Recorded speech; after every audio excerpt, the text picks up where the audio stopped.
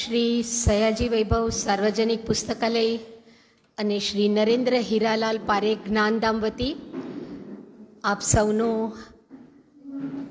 આ સાહિત્ય પર્વના ત્રીજા મણકામાં સ્વાગત છે.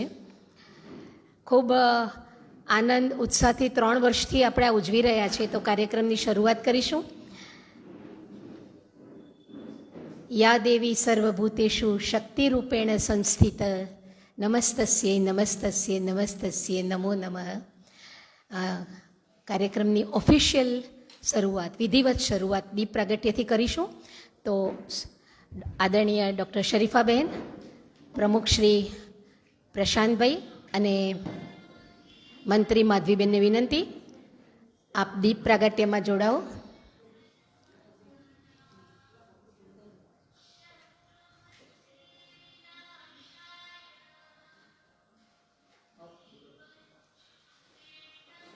દીપકભાઈ, આપ પણ જોડાઓ.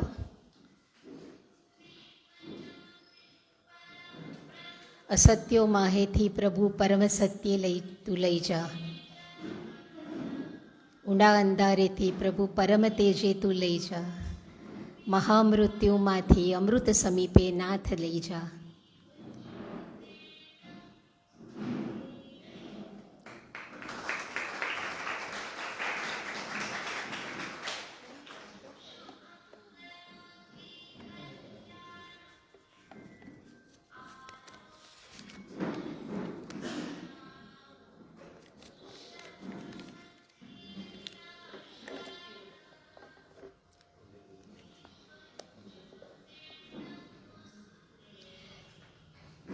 પ્રમુખ શ્રી પ્રશાંતભાઈને વિનંતી કરું છું કે આ કાર્યક્રમની શરૂઆત કરો અને આપ શાબ્દિક આવકાર આપણા જે મહેમાનો આવ્યા છે એમને. પ્રશાંતભાઈ.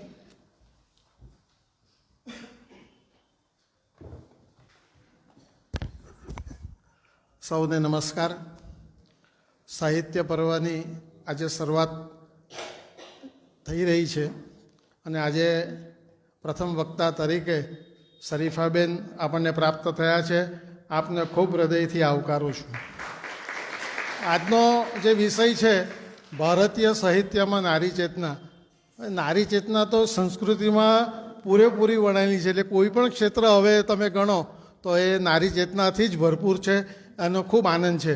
જે આટલા વર્ષોથી નારી પ્રત્યેની લોકોની જે ભાવના હતી, જે અભિગમ હતો, એ જેમ જેમ બદલાતો જાય છે એ આ ભારતનો વિકાસના અર્થતંત્રનું એક આપણને આ પરિણામ દેખાઈ રહ્યું છે. આખું પર્વ સરસ જ જશે, કારણ કે એમના જે વીજળીના ચમકારા છે એ 5 દિવસ ચમકતા રહેશે. એમની વાણી તો કોને સાંભળવી નહીં ગમે, એમના લેખ પણ બધાને વાંચવા ગમે. તો સયાજી વૈભવ કોરોના કાળથી સાહિત્ય પર્વની આપણે શરૂઆત કરેલી, વેબિનારની શરૂઆત કરેલી. આ 2 દિવસથી પાછો નવા વાયરસની વાત છે, તો એમાં પણ આપણને કંઈક સારું જ મળશે. એટલે હંમેશા આપણે પોઝિટિવ જ રહીએ. અને આપણા ખાસ સર્વ શ્રોતાઓનું પણ હું સ્વાગત કરું છું. લાઇબ્રેરીની ટીમ માટે મને ખૂબ ગર્વ છે કે આખો પ્રોગ્રામ અને બધાને મેળવવા માટે જે એ લોકોએ અથાગ પ્રયત્ન કર્યો છે એ દરેકનો હું આ તકે ખૂબ આભાર માનું છું અને આપ સૌને આવકારીને વિરમું છું. આભાર.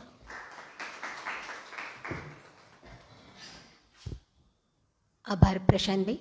અને મહેદીબેન, આપ આવો અને સાહિત્ય પર્વ વિશે હાજર સૌ શ્રોતાઓને આપ માહિતી આપો. ઓકે.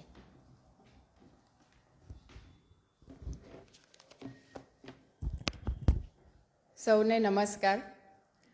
સુપ્રસિદ્ધ મરાઠી લેખક, કવિ, અભિનેતા એવા પુલ દેશપાંડે એક વખત એક જગ્યા પર વાત કરી હતી કે તમારી ઉપજીવિકા જીવન જીવવા માટે ખૂબ જરૂરી છે, પરંતુ એ જીવન કેમ જીવવું એના માટે કલા, સાહિત્ય અને સંસ્કૃતિ જ તમને શીખવાડશે.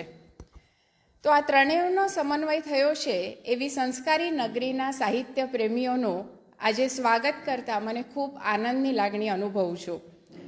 કોરોનાના કપરા સમય વખતે જ્યારે વેબિનારના માધ્યમથી આપણે સપ્તરંગી શૃંખલાનું આયોજન કર્યું હતું, એ આપને કદાચ યાદ પણ હશે. મે 2021ના દરમિયાન આપણે આ શૃંખલાનું આયોજન કર્યું હતું અને કદાચ ખૂબ જરૂરી એવી સકારાત્મક ઉર્જા વહેતી કરવાનું કામ તે વખતે આ શૃંખલાએ કર્યું હતું.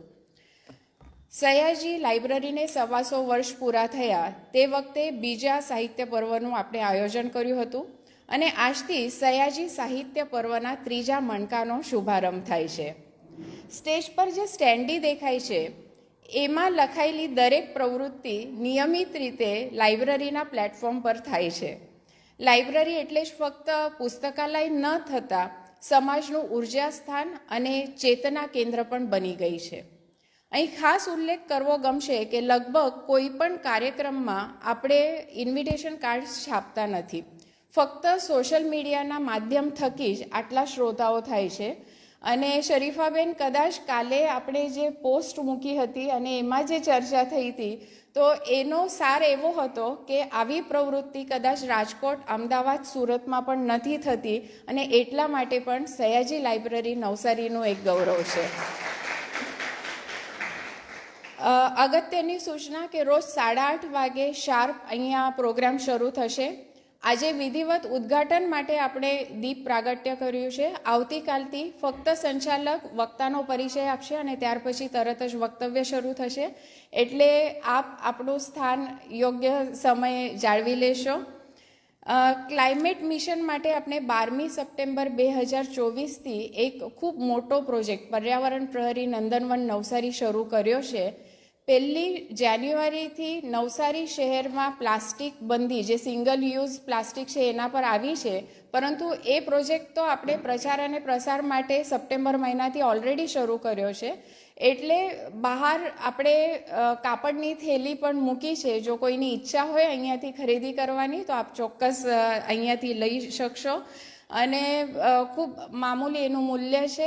20 રૂપિયામાં મોટી બેગ છે અને 10 રૂપિયામાં 3 કાપડની બેગ્સ તમને અવેલેબલ થશે. તો પ્રોજેક્ટ ખૂબ સરસ ચાલે છે. એના વિશેની માહિતી પણ આપણને કદાચ લાઇબ્રેરી થકી મળતી જ હશે.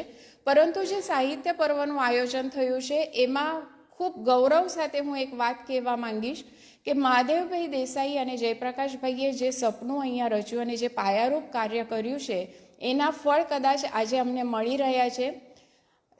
પર્વના જે પણ વક્તાઓ અને કવિઓ આપણે નક્કી કર્યા, એક જ વખત રજૂઆત થઈ અને બધાએ તરત જ હા પાડી છે અને એનું ક્રેડિટ જાય છે સયાજી વૈભવ લાઇબ્રેરી આ નામને. કેમ કે એ ક્રેડિટ ઊભું કરવા માટે આના સંસ્થાના પાયામાં ઘણા બધા કાર્યકરો છે અને હાલની અમારી જે ટીમ છે એમને પણ ખૂબ મહેનત કરીને આ પર્વ ઊભું કર્યું છે.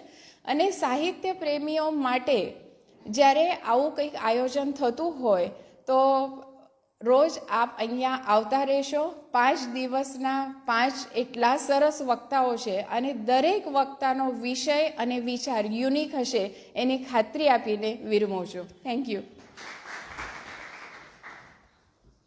આભાર માધવીબેન. આપણી વચ્ચે ડૉક્ટર શરીફાબેન વીજળીવાળા ઉપસ્થિત છે. ખૂબ ઊંચાઈવાળો અને ખૂબ ઊંડાઈવાળો પરિચય. એટલે ઊંચાઈ તો એમના કાર્ય થકી ખરી જ. એટલે હું બહુ ઓછી મિનિટ લઈશ, કારણ કે બેન એવું કહે છે કે મને એમને પૂરતો સમય આપણે આપવો જ છે. અને એટલે હું જેટલા મારાથી શક્ય બને એટલો એમનો ટૂંકાવીને પરિચય આપીશ. આમ તો ફાર્માસિસ્ટથી શરૂઆત કરેલી બેને, ને પછી MS-માંથી ગોલ્ડ મેડલ સાથે MA, ગુજરાતીમાં PhD, એ બધું તો ખરું જ. અને પછી અધ્યાપક. ફાર્માસિસ્ટથી શરૂ થયેલી એમની મુસાફરી વીર નર્મદ દક્ષિણ ગુજરાત યુનિવર્સિટીના ગુજરાતી વિભાગના અધ્યક્ષ અને રીડર સુધી એમને લઈ ગઈ. પણ એવો જે આપણા માટે જે મોટું કામ કર્યું છે તે અનુવાદક, વિવેચક, લેખક, સંપાદક એના તરીકે. અને ખાસ કરીને અને એટલું બધું સંપાદન કર્યું. એમાંથી નામ જો બોલીશ તો જયન ખત્રી, સરોજ પાઠક, હરીશ નાગરેચા, હિમાંશી શેલાત, રતિલાલ અનિલ, ભગવતી કુમાર શર્મા, શિરીષ પાંચાલ, ઉમાશંકર જોશી, પન્નાલાલ પટેલ, વર્ષા અડાલજા, મેઘાણીજી, વિનેશ અંતાણી, ઘનશ્યામ દેસાઈ, ચુનીલાલ મડિયા, જયંતી દલાલ, આ બધા આપણા ગુજરાતી સાહિત્યના જે કંઈ નામ તમને યાદ આવે એ બધાના વાર્તાઓનું સંપાદન અને એ બધું તો આપણે ચરણે એમણે ધર્યું જ છે. પણ સૌથી મોટું કામ જો તો દેશ વિદેશના પુસ્તકો ગુજરાતી સાહિત્યમાં એમણે આપણે માટે ઉપલબ્ધ કરાવ્યા છે. કન્નડ સાહિત્યના પુસ્તકો આપણે માટે ઉપલબ્ધ કરાવ્યા છે. પંજાબી સાહિત્યના પુસ્તકો આપણે માટે ઉપલબ્ધ થયા છે. હિન્દી પુસ્તકો થયા છે અને મંટો આપણે માટે ઉપલબ્ધ થયા છે. અને મંટોની વાત એમના મુખે સાંભળીએ તો અંદરથી પણ હાલી જવાય અને એનો પ્રત્યક્ષ મને પોતાને અનુભવ છે. શતરૂપા જેવું આપણા હાથમાં મૂક્યું છે પુસ્તક અને નાટકો હિન્દીના હોય કે બહારના હોય એ બધા આપણી સામે મૂક્યા છે. મધીબેન સાથે આગળ પણ વાત થઈને એમણે અત્યારે બી કરી કે કેટલીક વ્યક્તિઓ એવી હોય કે જેના શબ્દો અને જેમની વાતો પર એમ પેલું કહેવાય ને મોર મારી દેવાનું મન થાય. શરીફાબેને કીધું ને કે આ મૂવી જોવા જેવું છે એટલે જવાનું જ હોય એમાં, અને પછી જઈએ પછી એ જ અનુભવ થાય કે બેને કહ્યું તે અક્ષરશઃ આપણે પણ માનવું જ પડે, એમાં કોઈ શંકા નથી. અને ઊંડાઈની વાત, ઊંચાઈ તો આપને કદાચ ગૂગલ પરથી બી મળે. મારે એમને આપી દેવું છે માઇક જલ્દી, એટલે એમનું બધું કામ તો આપને ગમે ત્યાંથી મળી રહેશે.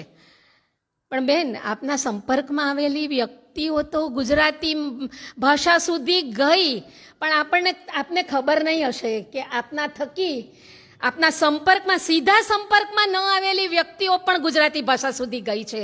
એમાં એમનો ફાળો બહુ મોટો છે, કારણ કે એમને સાંભળીએ અને એમની વાતને માનવાનું ચોક્કસ જ મન થાય. તમે એના પર વિચાર કરો. અને વિવેચન કેમ ગમે? કારણ કે બારી બારણા બાકોરા બધું ખુલ્લું રાખે, અને ખુલ્લું રાખે ને બધી રીતે જુએ. સંશોધન, એટલું બધો અભ્યાસ એટલે એમ ઘણી વાર તો એમ થાય, સ્વાતિબેન હમણાં પૂછે કે બેન તમે ક્યારે લખો એમ, એટલે એટલો બધો અભ્યાસ છે ને આજનો નથી. MTBના કેમ્પસમાં મેં એમને અનુભવ્યા છે. એમના આત્મગૌરવને હું સન્માન કરું છું, એમની આત્મસન્માનને સન્માન કરું છું અને સલામ કરું છું, અને એમની નિર્ભીકતાને સલામ કરું છું. આ બધી વાતો અનુભવેલી છે. અને અમારા જેવા કેટલા સીધા સંપર્કમાં ન આવે, એમ એના ક્લાસમાં ન બેસીએ, પણ એમના પાઠ્યપુસ્તકો આજે કેટલી બધી યુનિવર્સિટીમાં ચાલે છે. અને વિભાજનની વાતો પર તો એ ખાલી સંશોધન એટલે માત્ર પુસ્તકાલયમાં જઈને વાંચવું અને એના પર સંશોધન કરવું, એના પર લેખો લખવા, એના અનુવાદો કરવા એવું નથી. એની ભોગ બનેલી વ્યક્તિઓને મુલાકાત લીધેલી છે એમણે, અને એવી વિચારસરણી ધરાવતી વ્યક્તિઓની પણ મુલાકાત લીધી છે કે જેઓ વિભાજન માટે શું માને છે. તો આવું કામ અને એવોર્ડની તો હવે સ્વાભાવિક છે, સમાજે પોખવા જ જોઈએ. કદાચ ઓછા હશે પણ પોખ્યા જ છે.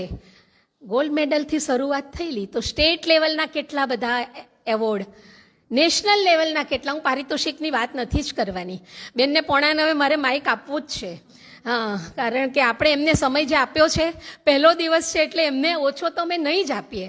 આ બધી વિધિઓની સાથે પણ બેનને પૂરતો સમય. તો સ્ટેટ લેવલ, યુનિવર્સિટી લેવલ કે પછી નેશનલ લેવલ, એ બધા પારિતોષિકો બેનને આપણે ગજવે એમને મૂક્યા છે, એમને ચરણે મૂક્યા છે સમાજે. તો બેન હજુ પણ ખૂબ ખૂબ કામ કરતા રહો અને અમારા જેવાને માતૃભાષાની નજીક લઈ જતા રહો એવી આશા છે. અને કેટલી બધી વિવિધ ભાષાઓ આપણા ગુજરાતીમાં ઉપલબ્ધ બેન કરાવતા રહેશે અને કરાવતા રહેજો. તો એવી વાતો સાથે બેનને આવકારું છું. ને તે પહેલાં પુસ્તકાલય વતી પ્રશાંતભાઈને વિનંતી કે આપ એમનું સ્વાગત અને સન્માન કરો.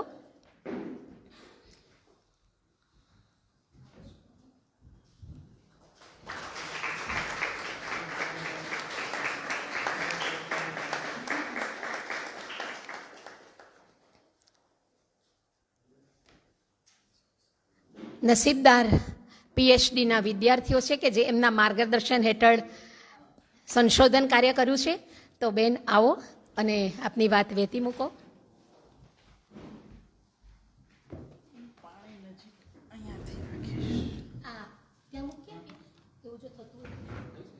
નહીં આવે મારી બોટલ. અચ્છા, બરાબર. બરાબર.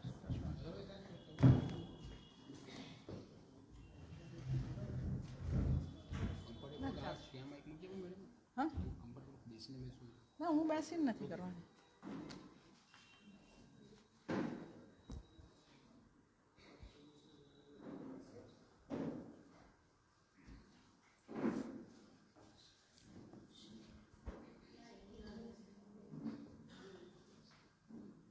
સયાજી વૈભવ લાઇબ્રેરી વિશે બહુ જ સાંભળ્યું હતું.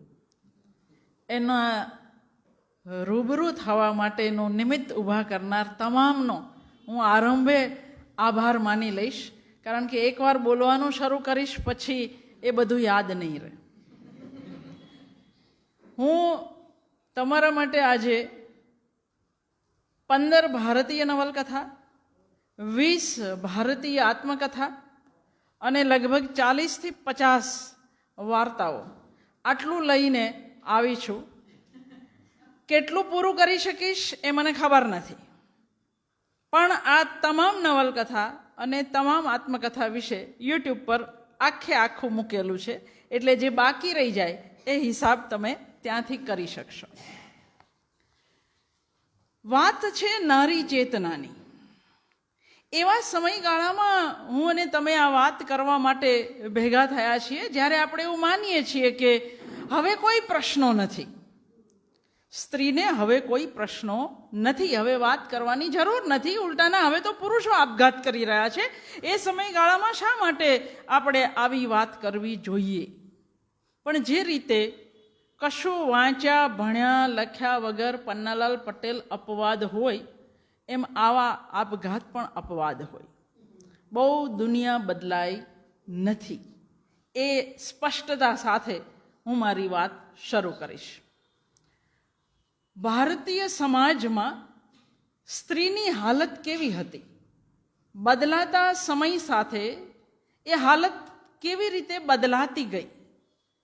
એની વાત કરવા માટે વાર્તા, નવલકથા, આત્મકથા, કવિતા, ફિલ્મો, નાટક આ બધાની મદદ લઈ શકાય.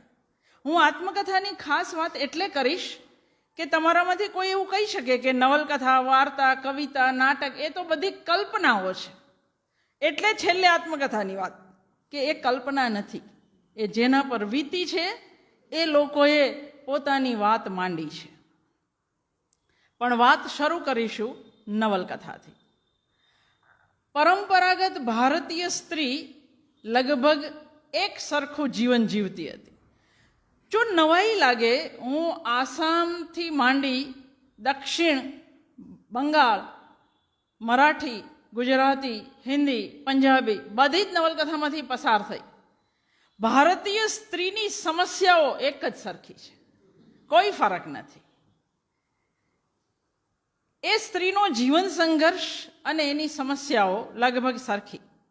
સરસ્વતી ચંદ્રની સ્ત્રી ભણેલી છે, પણ એની મૂળભૂત સમસ્યાઓ ભણતર થકી બદલાઈ હોય એવું જરાય નહીં લાગે. અહીં પણ પ્રમાદધન પત્નીને છોડી બીજી સ્ત્રી પાસે જઈ શકે, અને અહીં પણ ગુણસુંદરી ઉગતાથી આથમતા સુધી ઘરની ગાડી ખેંચે.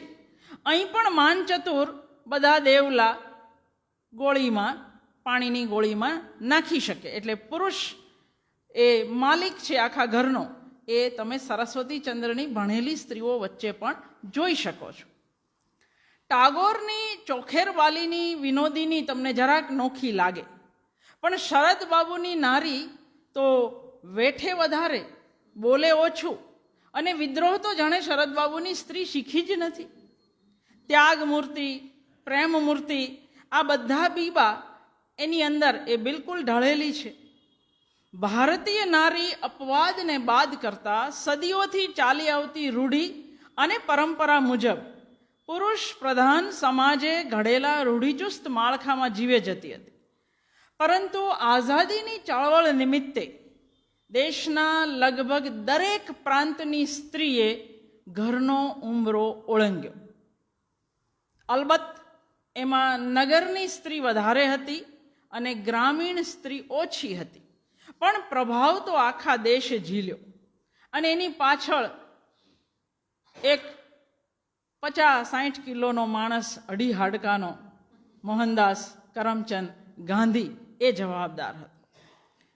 આઝાદીની ચળવળ અને શિક્ષણનો પ્રભાવ શહેરોએ પહેલાં ઝીલ્યો. ગામડા સુધી પહોંચતા વર્ષો લાગ્યા. હજી આજે તમે સૌરાષ્ટ્રના ગામડામાં આવો તો ત્યાં કોઈ જગ્યાએ નારી ચેતના જેવો શબ્દ પણ તમારી તાકાત હોય તો બોલી બતાવો. હું મારા ઘરમાં પણ તમને વાત કરી શકું. આ સ્ત્રી 1950થી 60 સુધી ઘરકામ કરનાર વ્યક્તિ હતી. એનાથી વધારે એનો દરજ્જો લગભગ 60 સુધી નહોતો આખા દેશમાં. એ ગૃહસ્થીનું ગાડું ખેંચતી હતી, પણ કમાતી નહોતી, એટલે એના કામની કોઈ કિંમત નહોતી. આઝાદી પછી સામાજિક રાજકીય માળખામાં આવેલા બદલાવે અને સ્ત્રી સ્વાતંત્ર્યના આખી દુનિયામાં જાગેલા વિચારોએ સ્ત્રીઓની હાલતમાં આમૂલ પરિવર્તન આણ્યું. સ્ત્રીઓ ઝડપભેર શિક્ષણ મેળવવા તરફ વળી, જ્યાં આગળ પુરુષોનો એકાધિકાર હતો. આ શિક્ષિત નારી ધીરે ધીરે ઘરમાં અવાજ ઉઠાવતી થઈ, ઘરના નિર્ણયોમાં ભાગ લેતી થઈ, દીકરીને નાની ઉંમરે પરણાવવાનો વિરોધ કરતી થઈ. ધીમે ધીમે આ સ્ત્રી નોકરી કરતી થઈ, પોતાના પગ પર ઊભી થઈ. આ બધા વર્ષો દરમિયાન, એટલે કે 70થી શરૂ કરીને આજ સુધી, એ સતત પોતાની જાતને ઓળખવા મથતી રહી. એ સ્વત્વને પામવા માટે રીતસરના ફાંફા મારી રહી હતી. આ બદલાવ જરાય સરળ નહોતો. વક્રતા કહો તો વક્રતા અને દુઃખની વાત કહો તો દુઃખની વાત, પણ સ્ત્રીઓ માટે આ સંક્રાંતિ કાળ લોહી જાણ સંઘર્ષ કાળ બની રહ્યો. એનું મુખ્ય કારણ શું હતું કે સ્ત્રીઓની જિંદગીમાં આ બદલાવનો સૌથી વધારે કટ્ટર વિરોધ સ્ત્રીઓએ જ કર્યો. આવું કેમ થયું એની હું પહેલા ભૂમિકા કહીશ, કારણ કે સ્ત્રીની દુશ્મન હોય એ વાત સાથે હું બિલકુલ સહમત નથી. એટલે આ સ્ત્રીઓએ શા માટે વિરોધ કર્યો એની એક ભૂમિકા બાંધવી જરૂરી છે. જે દુનિયામાં હું અને તમે જીવીએ છીએ એ દુનિયાની અંદર સ્ત્રી અને પુરુષ 50-50% સરખી વસ્તી ધરાવતા. બેઉની સમસ્યાઓ સરખી. સ્ત્રીઓની સમસ્યા ઘણી વધારે પુરુષ કરતા, કારણ કે એની જિંદગીના મહત્વના વર્ષો રજો દર્શન, ગર્ભધારણ અને બાળ ઉછેરમાં જતા રહે. એક બાળકનો ઉછેર એની જિંદગીના 5થી 7 વર્ષ લઈ લે. કસુવાડો અને બાળ મરણનું પ્રમાણ આપણા દેશમાં ઘણું મોટું હતું. આ સ્ત્રી ઓછું કેમ ભણી, ઓછું કેમ લખી શકી? આ પ્રશ્ન વર્જિનિયા વુલ્ફની અ રૂમ ફોર વન્સ ઓનની અંદર કરેલો છે. એવું કહે છે કે સ્ત્રી કદી શેક્સપિયર જેવું લખી જ ના શકે. એટલે જવાબ આપે છે વર્જિનિયા કે ન જ લખી શકે. 8 બાળક એનો ઉછેર કરી જુઓ અને પછી શેક્સપિયર જેવું લખી જુઓ તો ખબર પડે કે કેટલી વિશેષો થાય. આપણા બહુ નજીકના ભૂતકાળ સુધી પુરુષ રાજા હોય, સર્જક હોય, ચિત્રકાર હોય, વિવેચક હોય, પણ સ્ત્રી શું હોય? એ માતા હોય, પત્ની હોય, દીકરી હોય, મિત્ર હોય અને બહુ તો એ રખાત હોય. સ્ત્રી પોતાના પગ પર ઊભી રહી શકે એવો એકમાત્ર વ્યવસાય નજીકના ભૂતકાળ સુધી દેહ વિક્રયનો જ હતો. 18મી સદી સુધી સ્ત્રી માટે સર્જક, ચિત્રકાર, સંગીતકાર કશું પણ થવું શક્ય નહોતું, કારણ કે વિચારની સ્વતંત્રતા માટે ખિસ્સાની સ્વતંત્રતા બહુ જરૂરી છે. છેલ્લા 2000 વર્ષના ઇતિહાસ જુઓ તો સ્ત્રીના સ્વતંત્ર અસ્તિત્વનો કોઈએ સ્વીકાર કર્યો નહીં. પુત્રને જન્મ આપી પતિ સેવા, કુટુંબ સેવા કરવામાં જ સ્ત્રીનો ધર્મ સમાઈ જતો હતો. સ્ત્રી વ્યક્તિ નથી પણ વસ્તુ છે એવું ધર્મ ગ્રંથોએ પ્રબોધેલું છે. She is a commodity. ધર્મ ગ્રંથો એવું કોઈ જો કે કયો ધર્મ, તો આની અંદર આ શત્રુપા છે, એની પાછળ એક પરિશિષ્ટ આપી છે. દુનિયાનો એક પણ ધર્મ બાકી નથી જેણે સ્ત્રીને બંધનમાં ન નાખી હોય. કોઈ ધર્મ. એને શૈતાન, પાપનું મૂળ, અશુભ માનવામાં આવી. સ્ત્રી ચર્ચમાં ઉપદેશ ન આપી શકે, મસ્જિદમાં પ્રવેશી ન શકે, શિક્ષણ મેળવે તો સ્ત્રી બગડી જાય.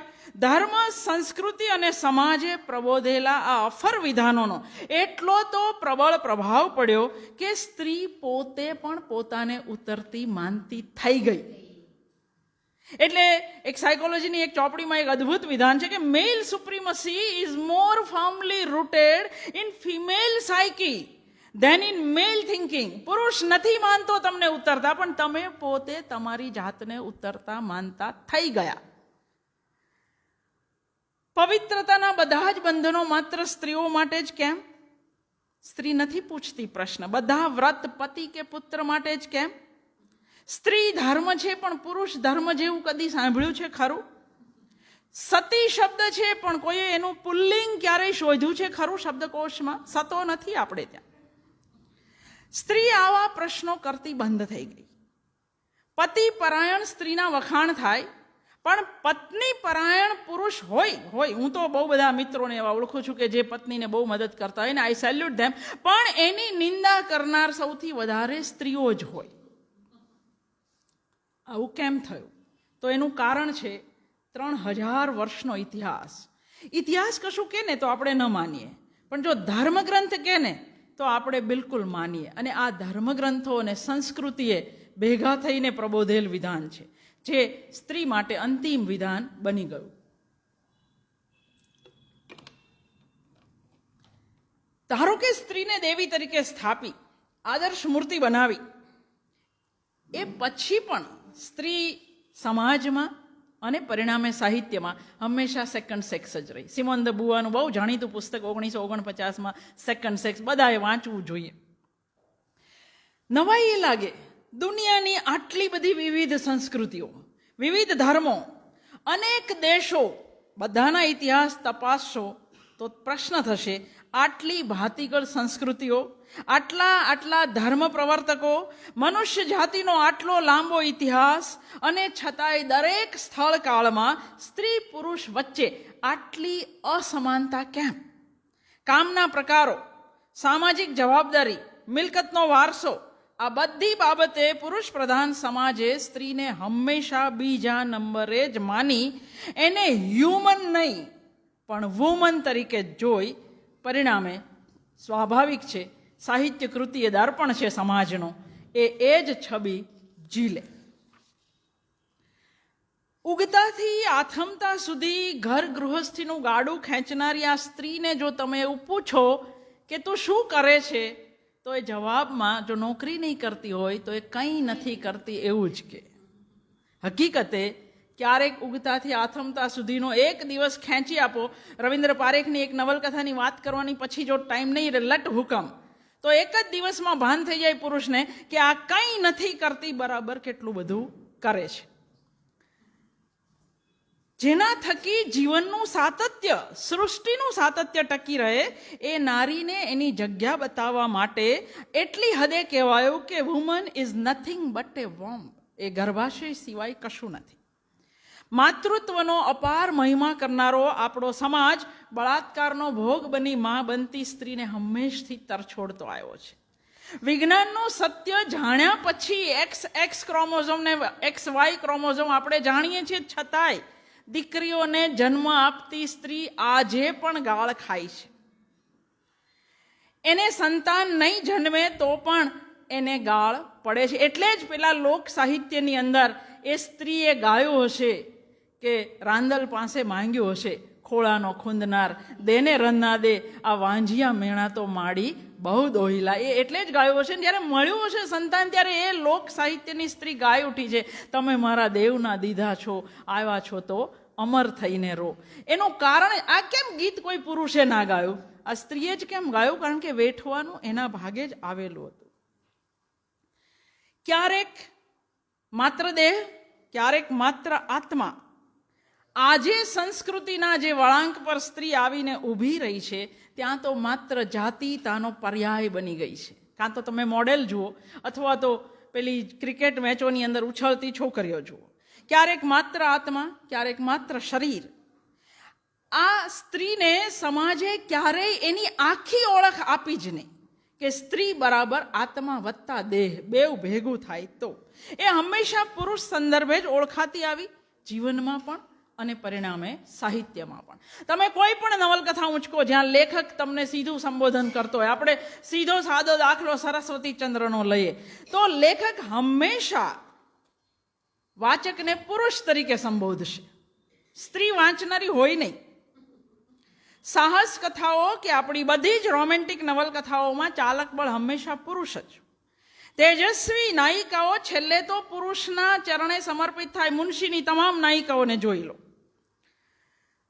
કેમ જાણે કે વરની પસંદગીમાં અસ્તિત્વનો અર્થ સમાઈ જતો હોય એમ મોટા ભાગની નવલકથાના પ્લોટ આ એક જ વસ્તુ પર ઊભા હોય. આપણી બધી જ પરિકથાઓમાં સ્ત્રી હંમેશા અસહાય જ હોય. એ સિન્ડ્રેલા હોય કે સ્લીપિંગ બ્યુટી, એ અસહાય અબળાને કોઈ પુરુષ આવીને જિંદગી બક્ષે તો થાય. હું ને તમે નાનેથી જે વાર્તાઓ વાંચતા સાંભળતા એની અંદર રાજા હંમેશા અડધા રાજપાટ સાથે રાજકુંવરી આપવાની જાહેરાત કરે. કેમ જાણે કે સ્ત્રી ઇનામમાં આપવાની વસ્તુ ના હોય. દ્રૌપદી ભરી સભામાં પ્રશ્ન પૂછે કે યુધિષ્ઠિર પોતાને હાર્યા પછી મને હાર્યા કે પહેલા હાર્યા. અને આપણે દ્રૌપદીની હિંમતના વખાણ કરીએ છીએ. નહીં, દ્રૌપદીએ આ પ્રશ્ન શા માટે પૂછ્યો? યુધિષ્ઠિર અથવા કોઈ પણ પુરુષને સ્ત્રીને હારવાની અથવા જીતવાની, she is not a commodity. એટલે આ પ્રશ્નના વખાણ નહીં કરવાના હોય. હકીકતે તો સાહિત્ય આ પ્રતિબિંબ ઝીલવાનું જ. અને એટલે પેલું જે વિધાન છે એ વિધાનને સ્ત્રીની દુશ્મન નથી, પણ આવું એણે કર્યું, સ્ત્રીનો વિરોધ કર્યો સ્ત્રીએ, એનું કારણ એ હતું એણે બહુ વેઠેલું તો મેં વેઠ્યું તો તું શા માટે ના વેઠે. એ સાદી સાયકોલોજી આની પાછળ જવાબદાર હતી. હું વાતની શરૂઆત કરું છું બંગાળી સર્જક આશાપૂર્ણા દેવી. એટલા માટે કે she is the first lady જેને જ્ઞાનપીઠ પુરસ્કાર મળ્યો. સ્ત્રીઓની અંદર જ્ઞાનપીઠ પુરસ્કાર 1976 સુધી એક પણ સ્ત્રીને નહોતો મળ્યો. અને નવાઈ એ છે કે 13 વર્ષે આશાપૂર્ણા દેવીના લગ્ન થઈ ગયેલા, એમને ક્યારેય નિશાળે જવા મળ્યું નથી. અને લગભગ 7 યુનિવર્સિટી એને ડિલીટ આપ્યું છે. 200 પુસ્તક લખ્યા, 100 નવલકથા, લગભગ 50 વાર્તા સંગ્રહ અને બાકીના પુસ્તકો. નિશાળ જોઈ નહોતી. ભાઈઓને ભણાવવા માસ્તર ઘરે આવતા, એ સાંભળીને આશાપૂર્ણા દેવી લખતા શીખ્યા.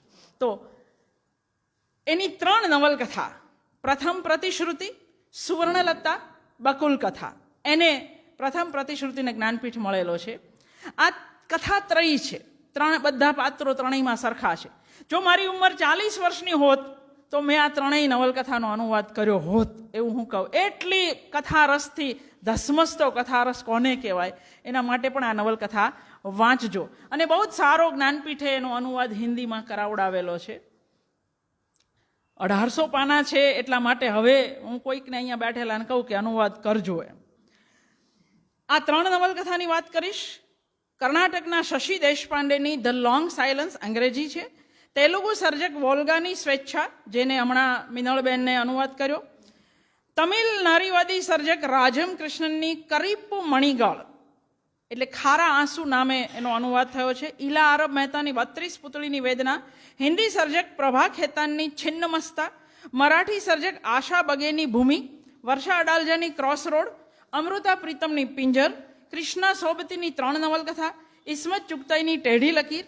રાહી માસૂમ રઝાની આધા ગાંવ. ભાલચંદ્ર નેમાડેની હિન્દુ, જેને પણ જ્ઞાનપીઠ મળ્યો છે. આટલી નવલકથાઓ તમારા માટે હું લાવી છું. કેટલાની વાત થશે ખબર નથી.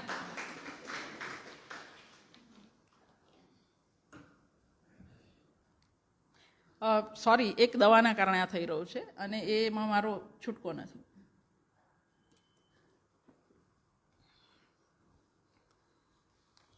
સિત્તેર પછી સ્ત્રીની સુરક્ષા માટે અનેક કાયદાઓ ઘડાયા. ભારતીય સમાજમાં એ કાયદાઓ છતાંય બહુ ઝાઝો ફરક પડ્યો નહીં. દીકરીના જન્મ આડે જે હાથ દેવાતા, પેલા દૂધ પીતી કરતા, અત્યારે મેડિકલ સાયન્સનો ઉપયોગ કરે છે, પણ એ હાથ હજુ અદૃશ્ય થયા નથી. દીકરીના બાપનું માથું દીકરાના બાપ સામે આજે પણ ઊંચું હજી થયું નથી. લગ્નની બજારમાં રૂપ જેટલું મહત્વ આજે બુદ્ધિને મળતું નથી. પિયર કે સાસરું બેમાંથી કોઈ એક ઘર સ્ત્રીનું છે ખરું? હરીશ નાગરેજાની એક વાર્તા યાદ આવે તરત જ, એટલે કહી જ દઉં. કુબો નામની વાર્તા. પત્ની નોકરી કરતી હતી, પણ ઘર લેવું હતું, એટલે પત્નીએ નોકરી છોડી દીધી અને એ પ્રોવિડન્ટ ફંડ આવ્યું, એમાં બેઉના પૈસા ભેગા કરીને ઘર લીધું અને બહાર બેઉનું નામ લખ્યું છે. અને એક દિવસ રાત્રે 11 વાગે પત્ની પર અચાનક ફોન આવે છે કે એની બહેનપણી છે કે મારા વર સાથે લડાઈ થઈ છે ને મેં ઘર છોડી દીધું છે, હું તારા ઘરે આવું? અને પેલી સ્ત્રી કહી દે છે કે હા આવ. ફોન મૂકે ને સામે જુએ કે પતિનો ચહેરો બદલાઈ ગયો છે. આવ કહેતા પહેલા મને પૂછવાનું પણ નહીં. અને પેલી સ્ત્રી વિચારે છે કે 2 દિવસ પહેલા તું તારા 3 દોસ્તારને રાત્રે 11 વાગે લઈ આવેલો, મેં રાંધીને ખવડાવેલું, સુવાની વ્યવસ્થા કરેલી, મેં તો તને નહીં પૂછેલું કે મને કેમ ના પૂછ્યું, મારે તને પૂછવાનું? તો જિંદગીમાં ક્યારે આ ઘર મારું કહેવાય? ક્યારે? એમની બીજી એક વાર્તા છે, કેટવોક, હરીશ નાગરેજાની જ. જે છોકરી બહુ રૂપાળી છે, એને સૌંદર્ય સ્પર્ધામાં ભાગ લેવો છે, 18 વર્ષની છે, અને એ કહે છે કે મારા પપ્પાની સેન્સ ઓફ બ્યુટી એટલી અદ્ભુત છે કે દર વર્ષે અમે બેઉ સાથે જ બ્યુટી કોન્ટેસ્ટ જોઈએ અને દર વર્ષે મારા પપ્પા કદી ખોટા ના પડે. એ જે કહે ને એ જ દર વર્ષે મિસ વર્લ્ડ બને. એટલે એ બાપને પૂછે છે, ઉદય છે બાપનું નામ, જવાબ નથી મળતો. એક તમાચો મળે છે અને કાલથી કોલેજ જવાનું બંધ, મારા ઘરમાં રહેવું હોય તો ની શરૂ થઈ જાય છે. એટલે પેલી છોકરીને અચાનક સમજાય છે કે નાની હતી ને પ્રવાસના 10 રૂપિયા માંગતી ને માં કેમ કહેતી કે તારા પપ્પાને પૂછીને કહીશ. એનો જવાબ એને હવે મળે છે. એને બહુ ગુસ્સો આવે છે. એ માને કહે છે કે તું તો કઈ બોલ. તો માં કહે છે કે જો બેટા, તારે ઘેર જઈને જે કરવું એ કરજે ને, અત્યારે શું કામ તારા પપ્પા સાથે માથા ફોડે? એટલે પેલી કહે છે તને આ ઘરમાં 28 વર્ષ થયા, તું કેટલું તારા મનનું જીવે છે કે તું મને બીજાના ઘરે જઈને મારા મનનું જીવવાનું કહે છે? એટલે પેલી માં કંટાળે છે બાપ દીકરીની આ અંટસમાં. માં કહે છે એના કરતાં તો પેલું માંગવું આવેલું ને મિલ માલિકના દીકરાનું નક્કી કરી દો. એનો બાપ કહે કે નક્કી કરી દીધું, હા પાડી આવ્યો, મને નહીં પૂછ્યું, એમાં શું પૂછવાનું, હા પાડી દીધી. પેલી છોકરી એને હવે વધારે ગુસ્સો આવે છે. એ પેલા મિલ માલિકના છોકરા કપિલને ફોન કરે છે, હું બ્યુટી કોન્ટેસ્ટમાં ભાગ લઉં? હવે નાઉ લિસન ધ આન્સર, અવાજ, એનો જવાબ સાંભળો.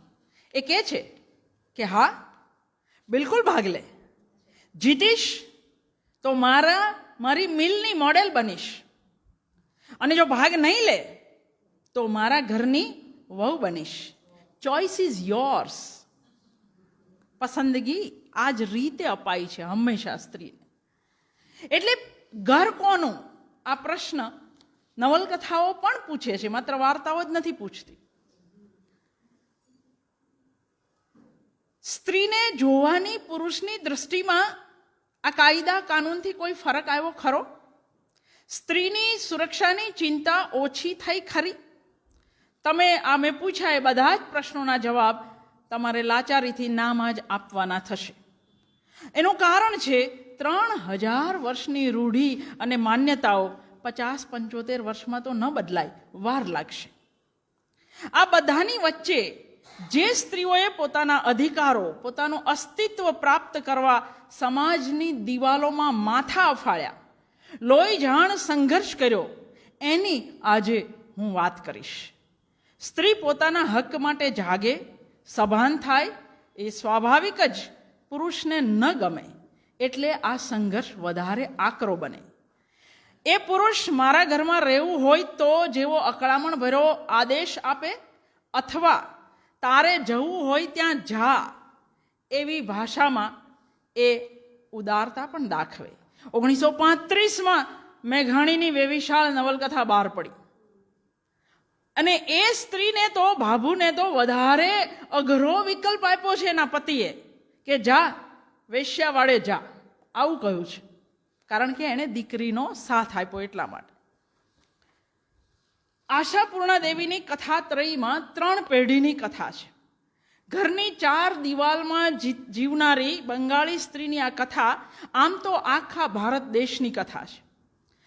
દેશની દરેક સ્ત્રી માટે જાણે કે કેમ આશાપૂર્ણા દેવીએ કહ્યું હોય એમ અહીં પ્રથમ પ્રતિશ્રુતિના આરંભે આશાપૂર્ણા કહે છે, આજના બંગાળની પારુલ બકુલની પાછળ છે વર્ષોના સંગ્રામનો ઇતિહાસ. એમની માં, નાની, દાદી, પરદાદીઓના સંઘર્ષનો ઇતિહાસ. ગણતરીમાં એ બધી વધારે નહોતી, પણ અનેકની વચ્ચે તેઓ એક હતી. એ બધી એકલી આગળ વધી. વચ્ચે આવેલ ખાઈ ખાડાઓને પાર કરી, આડે આવેલી શિલાઓને તોડી ફોડી ફંગોળી, કાંટાળી ઝાડીઓને ઉખાડી અને એ બધી આગળ વધી. રસ્તો બનાવતી વેળાએ કદાચ એ દિશા ભૂલી હોય, પોતે જ બનાવેલા રસ્તાને છોડીને કદાચ અધવચ્ચે બેસી પણ પડી હોય, પણ એના પછી બીજી આવી. એણે આગળવાળીએ જે છોડી દીધું એને આગળ ચલાવ્યું, અને બસ એમ મારા અને તમારા માટે રસ્તો બનતો ગયો, જેના પરથી આજે હું અને તમે ચાલી રહ્યા છીએ. નોખા આંતરિક સત્વવાળી જે સત્યવતી આની નાયિકા છે, એ બંગાળમાં 8 વર્ષે તો દીકરીના લગ્ન થઈ જતા. પતિ સાથે, પરિવાર સાથે, સમાજ સાથે એણે જે સંઘર્ષ કર્યો એના પરિણામે બકુલ સુધી આવતા બકુલ ભણી શકી, એકલી રહી શકી, ન પરણવાનો નિર્ણય લઈ શકી. પણ એના પહેલા સત્ય, પછી સુવર્ણ અને પછી બકુલ કથા આવે. આ બધી સ્ત્રીઓએ, આ ત્રણેય, બાકીની સ્ત્રીઓ જે વેઠી લેતી હતી એ વેઠવાની ના પાડી. સમાજે નક્કી કરેલ નીતિ નિયમોના દાયરામાં રહેવાની એમણે ના પાડી. ક્યાંક એ સત્યવતી, સુવર્ણલતા, પારુલ કે બકુલ છે, ક્યાંક એ વોલ્ગાની સ્વેચ્છાની અરુણા છે, ક્યાંક એ શશી દેશપાંડેની જયા છે, ક્યાંક એ પ્રભા ખેતાનની પ્રિયા છે, ક્યાંક એ ઈલા આરબ મહેતાની અનુરાધા છે, તો ક્યાંક એ આશા બગેની મૈથિલી છે. આ બધીની વાત નહીં થઈ શકે, એટલે તમારે એ બધીને મળવું જ પડશે. પ્રથમ પ્રતિશ્રુતિની સત્યવતીએ, કારણ કે પોતાના લગ્ન 8 વર્ષે થયેલા, એટલે એણે નક્કી કરેલું કે હું મારી દીકરીને બિલકુલ નાની ઉંમરે નહીં પરણાવું. પણ એનો પતિ અને એની સાસુ બેઉ ભેગા થઈને સુવર્ણને લઈ જાય છે ગામ, અને 8 વર્ષની સુવર્ણના લગ્ન કરાવી દે. સત્યવતી પહોંચે ત્યાં સુધીમાં લગ્ન થઈ ગયા છે. હવે કશું કરી શકે એમ નથી, પણ એ એક વસ્તુ કરી શકી. એણે એ જ ક્ષણે એ પોતાના મોટા દીકરાના લગ્નની તૈયારીઓ કરી રહી હતી, ખરીદીનું અને નિમંત્રણ આપવાની યાદી બનાવી રહી હતી. અને ત્યારે એને ખબર પડે છે કે એનો દીકરોને, એટલે એનો પતિ અને એની સાસુ એને પરણાવી રહ્યા છે. એ ત્યાંથી ભાગે છે, પણ એ જમાનામાં ગાડા હતા, એ નથી પહોંચતી. પણ આ જ ક્ષણથી એ ઘર છોડવાનો નિર્ણય લઈ લે છે. ઘર, સંસાર, બધું જ. એ કાશી જતી રહે સીધી. આપણને નવાઈ લાગે આ એ જમાનામાં આવો નિર્ણય લેવાનો.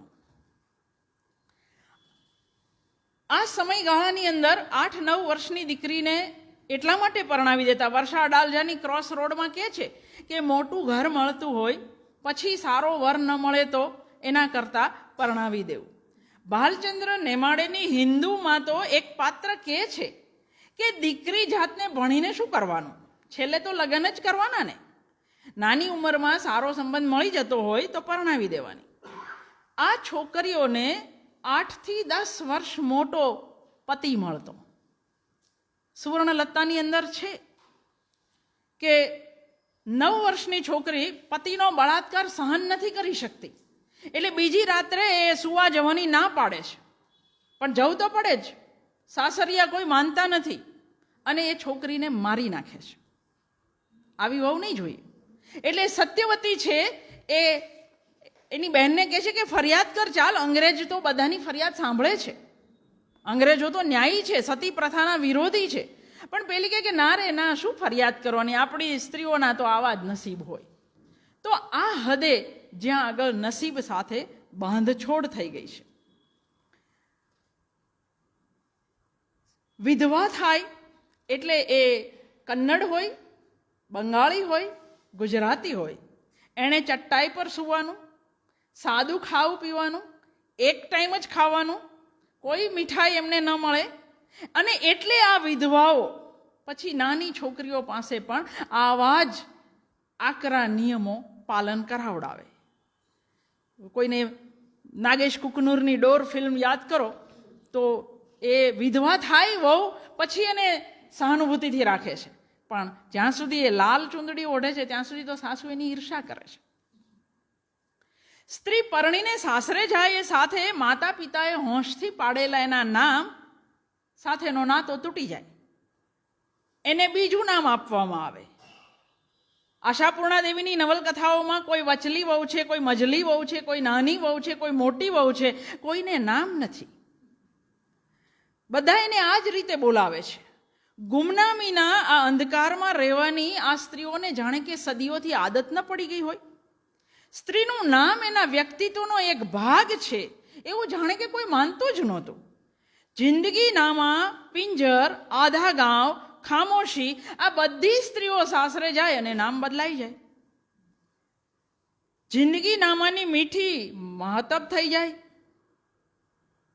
પિંજરની પૂરો હમીદા બની જાય, જાણે કે સ્ત્રીને નામ સાથે કોઈ લેવા દેવા જ નહીં. આધા ગાંવમાં નામ બદલવા બાબતે રાહી માસૂમ રજા એની આગવી શૈલીમાં કહે છે, બેનામ હોના એટલે કે નામ વગર ના હો, બેનામ હોના તો બહુઓ કી તકદીર में लिखा होता है. આ બધી નવલકથાઓની અંદર પ્રદેશ જુદા છે, ધર્મ જુદા છે, અને છતાંય સમાજની માનસિકતા એક સરખી છે. તમારે જો ભારતીયતા શોધવી હોય ને તો આ રીતે પણ શોધી શકાય. દીકરા દીકરી બાબતે આપણા દેશમાં કેટલા બધા ભેદભાવ, કેટલા બેવડા ધોરણ કે સ્ત્રીઓ પણ આપોઆપ એ માને. છોકરા રૂષ્ટપુષ્ટ અને ઊંચા હોય તો માં રાજી થાય, પણ દીકરી ઊંચી અને હાડેતી હોય તો છિન્ન મસ્તાની પ્રિયાની જેમ માં વારે વારે ટોકે, અને એટલે છોકરી લઘુતા ગ્રંથિ અનુભવાય. સુવર્ણલત્તામાં છોકરા નિશાળે જાય પણ છોકરીઓને ભણાવવાની સાસુ વિરોધ કરે. એને ખબર છે સાસુને, જો આવી ખબર હોય પાછી સાસુઓને, કે ભણવા ગણવાથી છોકરીઓ વાચાળ થઈ જાય, અને જો મલેચ્છ ભાષા શીખે તો વિધવા થઈ જાય. પુરુષ સ્વતંત્ર સ્વભાવની સ્ત્રીના વખાણ કરે, પણ કઈ સ્વતંત્ર સ્વભાવની સ્ત્રી? પડોશની, પોતાની નહીં. આ સ્વેચ્છાની અંદર છે. સ્વેચ્છાનો પુરુષ બીજી સ્ત્રીના વખાણ કરે છે, પણ પત્નીના વખાણ નથી કરી શકતો. દીકરીના જન્મથી ભારતની એક પણ નવલકથામાં કોઈ ખુશ થયું હોય એવી એક પણ નવલકથા નથી મળતી જ્યાં દીકરીના જન્મ માટે પેંડા વેચાતા હોય. દીકરાના જન્મના ઉજવણા થાય છે. જો સમય રહેશે તો ઇસ્મતની વાત કરીશ, જ્યાં ભાઈ બહેન વચ્ચે કેટલો ભેદ હતો. હું છે ને 5-6 કલાક આના વિશે બોલી શકું એવું છે, એટલા માટે. મહિલા આંચલ ફણીશ્વરનાથ રેણુની, એમાં દીકરીને કોલેરા થયો છે. ડાક્ટર બાટલો ચડાવવાની તૈયારી કરી રહ્યો છે, અને દીકરીનો બાપ ડાક્ટરનો હાથ પકડી લે છે. હુજૂર રહેનો દો ના, લડકી કી જાત હૈ, બિના દવા દારૂ કે ही આરામ હો જાયગા. છોકરી માટે શું કામ પૈસા બગાડવાના? જો સભ્ય સમાજ દીકરીને મહત્વ ન આપતો હોય તો આ તો બિચારો ગરીબ ગામડીઓ છે.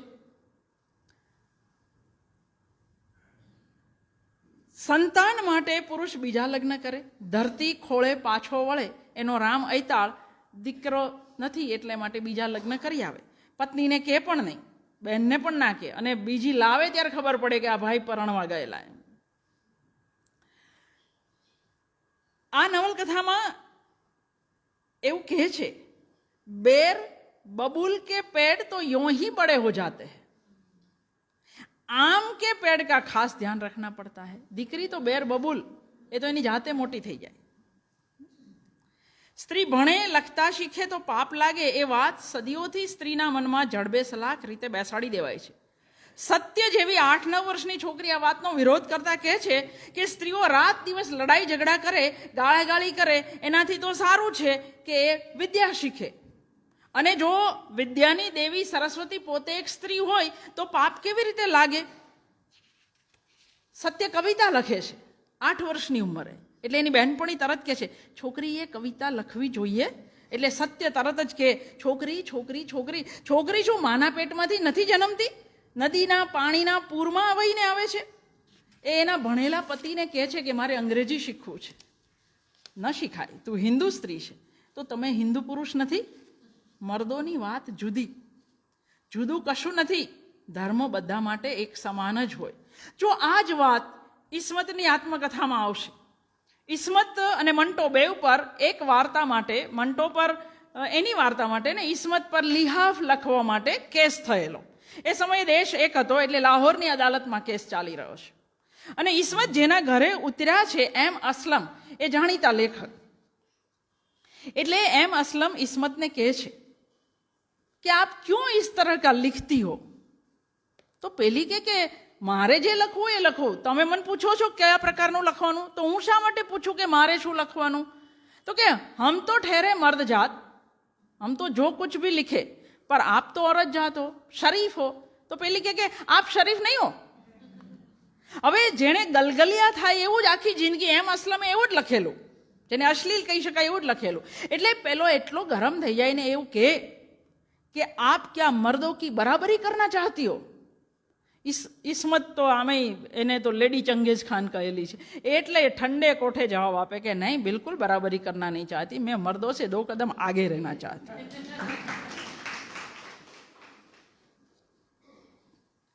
સુવર્ણનો પતિ વિચારે છે કે સ્ત્રીઓએ આટલું બધું જાણવાની, દુનિયા આખીની ખબર રાખવાની શી જરૂર છે? કારણ કે સુવર્ણને સ્વદેશી આંદોલનમાં રસ છે. આ બધે બહાર જાય છે ને એ જ અનર્થનું મૂળ છે, એનાથી જ સંતોષ જાય, શાંતિ જાય. અરે વિધાતાએ જ્યારે દાઢી મૂછ સાથે નથી મોકલ્યા તો પછી રાંધો, ચીંધો, ખાઓ, પીઓ ને મજા કરો, પતિ દેકરાની સેવા કરો, રામ નામ લો, અથવા તો બહુ સમય હોય તો પારકી પંચાયત કરો. આ શું ભણવાનું ને ગમે ત્યાં બોલવાનું?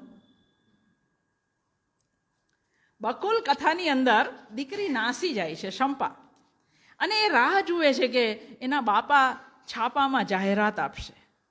એ પછી 2-3 દિવસ જાહેરાત નથી આવતી, એટલે બકુલને પૂછે છે, ફઈ છોકરા નાસી જાય તો ઘરના લોકો શોધવા માટે જાહેરાત આપે ને? ફઈ કહે છે છોકરો નાસી જાય તો આપે. છોકરીનું ઘર છોડીને ભાગવું તો મા બાપ સંતાડે, એની જાહેરાત થોડી કરાય.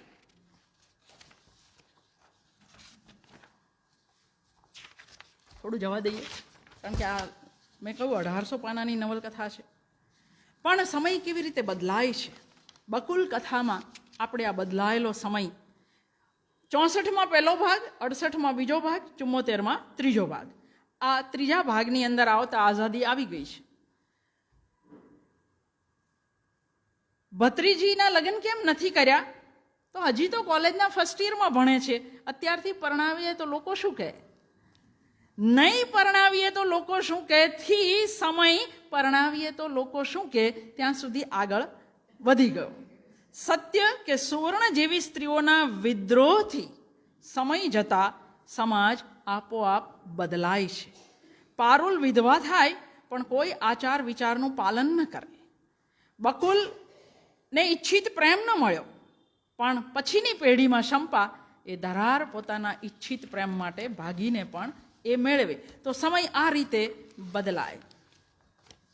પણ આશાપૂર્ણા દેવી મારા પ્રકારની સ્ત્રી સ્વાતંત્ર્યમાં માને છે. એ કહે છે કે સ્વચ્છંદતા એ સ્વતંત્રતા નથી.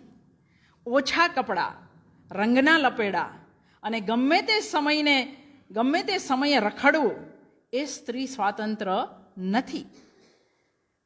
પણ એના જ ઘરમાં આવી એક વહુ આવે છે ત્યારે બકુલ સત્યની છબી પાસે હાથ જોડીને કહે છે, માં તમે આવી મુક્તિની કલ્પના કરી હતી ખરી? આશાપૂર્ણા દેવી કહે છે કે સ્વતંત્રતાના નામે સ્વચ્છંદતા બિલકુલ ચલાવી લેવાય નહીં. હિન્દુ નવલકથામાં ભાલચંદ્ર નેમાડે કહે છે કે આપણા દેશની સ્ત્રીઓ શું કરતી? પતિની સેજ સજાવતી, વહેલી સવારથી દળણા, વલોણા, વાસીદા, ચૂલો, ખેતર, કપડાં, વાસણ, છાણા, બળતણ, ઢોર ઢાંખરના ચારો પાણી, એને દોવા, બાળકો, વડીલો, મહેમાનોને સાચવવા, ઢોરનું ખાણ, રાતનું ખાવાનું, ઢાંકો ઢૂંબો, આખી કૃષિ સંસ્કૃતિ સ્ત્રી પર જ ટકેલી હતી. આપણી આખી ઉગતાથી આથમતા સુધી સતત દોડતી આ સ્ત્રી મોસમે મોસમે અથાણા કરતી, સેવ કરતી, પાપડ વડી, ગોદડા કરતી, લગ્નના કામો, ઉત્સવો, વ્રતો પણ ઉજવતી. પછી એ સત્યની માં હોય, કાકી હોય, ધરતી ખોળે પાછો વળેની સરસ્વતી પાર્વતી હોય, એ ખારા આંસુના સ્ત્રીપાત્ર હોય, ગોદાનનું સ્ત્રીપાત્ર હોય, કે ક્રોસ રોડના વાસંતી કે જયાબા હોય, બધાનું કામ તો એક જ સરખું હતું. સમયના બદલાવા સાથે સ્ત્રીના કામના પ્રકારો બદલાયા, થોડા હળવા થયા, પણ આજે ગૃહસ્થીની માયા સ્ત્રીને વળગેલી જ છે. ભલે ને પછી એ નોકરી કેમ ના કરતી હોય. અમૃતા પ્રીતમે 1950માં પિંજર લખી. અહીં આગળ એક સ્ત્રી નિમિત્તે દુનિયાભરની સ્ત્રીઓની પીડાની વાત થઈ છે. એક ગાંડી સ્ત્રી છે અંદર, જે બળાત્કારે માં બનવાની છે. એટલે પૂરો नायिका विचारे छे, जिसके पास न हुस्न था न जवानी थी, मांस का एक शरीर जिसे न तो अपनी सूध थी, जो केवल हड्डियों का एक पिंजर था, एक पागल पिंजर, चीलों ने उसको भी नोच नोच कर खा लिया. અને નવાઈ એ છે કે આ સ્ત્રી માટે આખા ગામની સ્ત્રીઓને શરમ આવે છે. કરનારો તો કોઈ ગામનો જ પુરુષ હશે. કોઈ પુરુષની આંખ નીચી નથી થઈ, બધી સ્ત્રીઓની જ આંખ નીચી થઈ છે. મહિલા આંચલના મંગલા દેવી કહે છે, रूप और यौवन तो डरने का नहीं भाई, ये तो गलत है, बस औरत होना चाहिए. रूप और उम्र की कोई कैद नहीं. एक असहाय औरत देवता के संरक्षण में भी सुख चैन से नहीं रह सकती. આ નવલકથા 1953માં આવી, એટલે હજુ તો હું 70 સુધી આવી જ નથી. શશી દેશપાંડેની નવલકથા ધેટ લોંગ સાયલન્સ 3000 વર્ષની આ ખામોશી છે, એ ચૂપકીદી છે. પતિ કે તેમજ રહેવાનું, પતિ કે તેમજ કરવાનું. એની નાયિકા એકવાર કપડાં બદલતી હોય ત્યારે પતિ કહે છે કે મને આનંદ છે જયા કે તારું વજન જરાય નથી વધ્યું, જરાય બેડોળ નથી બની, તું હજુ આપણે પરણ્યા ત્યારે હતી એવી જ દેખાય છે. આ વાત સુવર્ણનો પતિ પણ કહે છે. આ વાત 32 પુતળીની વેદનામાં રેખાનો પતિ ઈચ્છે છે, એટલે તો એને બાળક થવા દેતો નથી. પ્રદેશ બદલાય છે, સમય બદલાય છે, પણ પુરુષની અપેક્ષાઓ અને માનસિકતા બદલાતી નથી. હિમાંશી શેલતની નાયક ભેદ નામની વાર્તા બધાએ વાંચવી. આપણે નાયિકા ભેદની સંસ્કૃત વાત કરે છે, અહીં નાયક ભેદ છે. 5 પુરુષો ભેગા થઈને, એવું ન કહેતા કે સ્ત્રીઓ જ પંચાયત કરે, પુરુષો એવી પંચાયત કરે છે આ વાર્તામાં કે મેં છેલ્લે એક વાક્ય લખ્યું છે કે હું એવું નહીં કહું કે આ સ્ત્રીઓ જેવી પંચાયત કરે છે, કારણ કે સ્ત્રીઓ આટલી ગંદી પંચાયત ક્યારેય કરતી નથી. આ વાર્તાની અંદર એક મિત્ર બીજા મિત્રની દયા ખાય છે, જેની પત્ની સ્થૂળ થઈ ગઈ છે. એ કહે છે આટલી જાડી થઈ જાય તો પછી બિચારો બીજે મોઢું ના મારે તો શું કરે, એટલે કે બીજીના પ્રેમમાં છે. આનો અર્થ એવો જરાય નહીં કરવાનો કે પુરુષના પાનથી પીળા પડી ગયેલા દાંત, સિગરેટથી કાળા પડી ગયેલા હોઠ, કે એની લટકતી ફાંદથી સ્ત્રીને બીજે ફાંફા મારવાની તક મળે, એવો અર્થ કોઈએ કરવો નહીં. આવી છૂટ ભારતીય સમાજ માત્ર ને માત્ર પુરુષને જ આપે છે.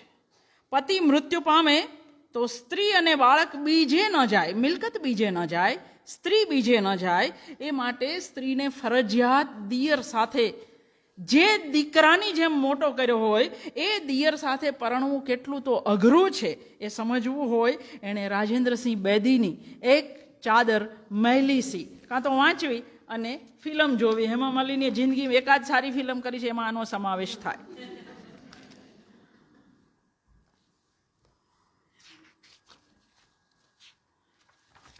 હું માનું છું નવલકથાઓ છોડીને આપણે આત્મકથા પર જો નહીં જઈએ તો આપણે નહીં પહોંચીએ. પણ એક અદ્ભુત નવલકથા પ્રભા ખેતાન, જેની આત્મકથાની પણ વાત કરીશ. આ એક એવી સ્ત્રી જે મારવાડી કુટુંબમાં જન્મી, પોતાની તાકાત અને પોતાની હિંમતથી એ ત્યાં પહોંચી ઉદ્યોગ જગતમાં કે જ્યાં આગળ શી વોઝ ધ ફર્સ્ટ આપણે જેને ચેમ્બર ઓફ કોમર્સના પ્રેસિડેન્ટ, એ કલકત્તાની ચેમ્બર ઓફ કોમર્સની પ્રેસિડેન્ટ થઈ. પણ કમનસીબે 20 વર્ષની ઉંમરે એ એક 42 વર્ષના ડાક્ટરના પ્રેમમાં પડી, ડાક્ટર સર્રાફ, જે ડેન્ટિસ્ટ હતા જાણીતા. અને પ્રભા કહે છે કે નવાઈ તો એ છે કે મને બધાએ રખાત કહી, બદચલન કહી, બીજી સ્ત્રી કહી, પણ ડાક્ટર સરાફને પત્ની, હું અને બીજી 3 સ્ત્રી પણ હતી. પણ એમને તો પદ્મશ્રી મળ્યું અને કલકત્તાના શેરીફ પણ બન્યા. એમની આબરૂ કદી ગઈ નહીં. આબરૂ તો માત્ર સ્ત્રીની જ જાય.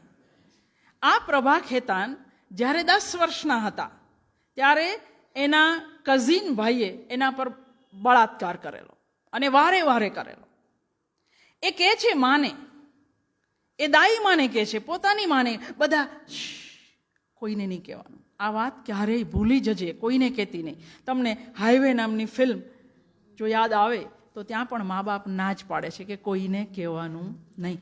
કારણ કે બળાત્કાર કરનાર પુરુષ, પણ આબરૂ તો સ્ત્રીની જ જાય, પુરુષની ન જાય.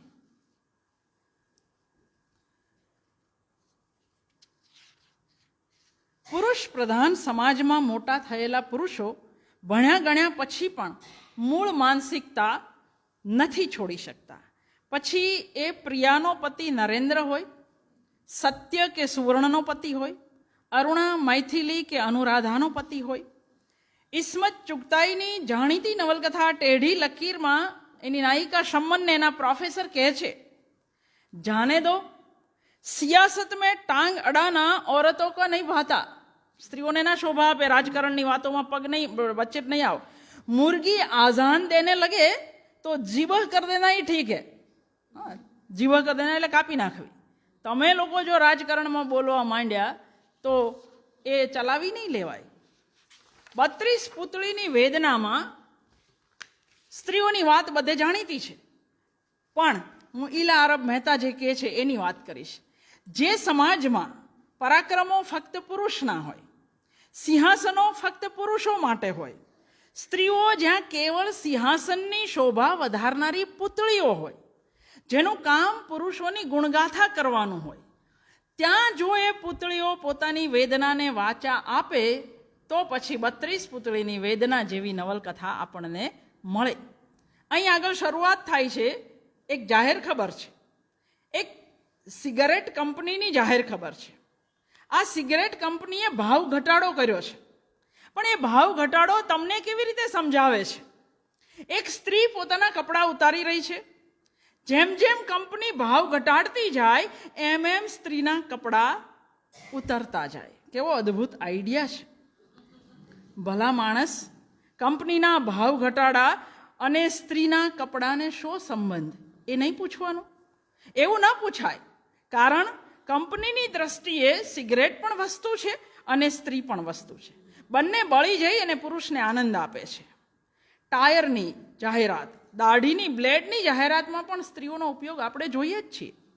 જાહેર ખબરોના માધ્યમમાં સ્ત્રીઓના સ્થાન અંગેનું એક સર્વેક્ષણ હમણાં થયેલું 5-7 વર્ષ પહેલાં, જેની અંદર એવું કહેવાયું કે woman is beautiful object in advertising. એ સૌથી સરસ ચીજ છે જાહેરાત માટે.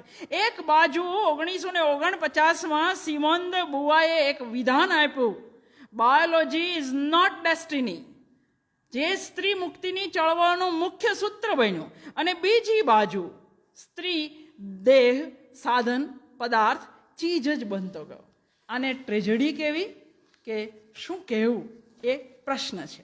અને હવે હું વાત આત્મકથાઓની કરીશ. વાર્તાઓની રહી જશે, મોટે ભાગે રહી જશે.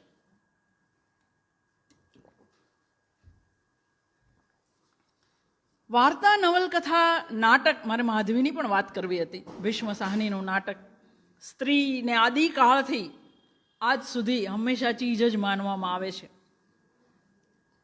કોઈ એવું કે કદાચ કે એ તો કલ્પના જગત, પણ આત્મકથા વિશે તમે એવું નહીં કહી શકો, કારણ કે આત્મકથામાં મોટે ભાગે હકીકતોનું બયાન હોય છે.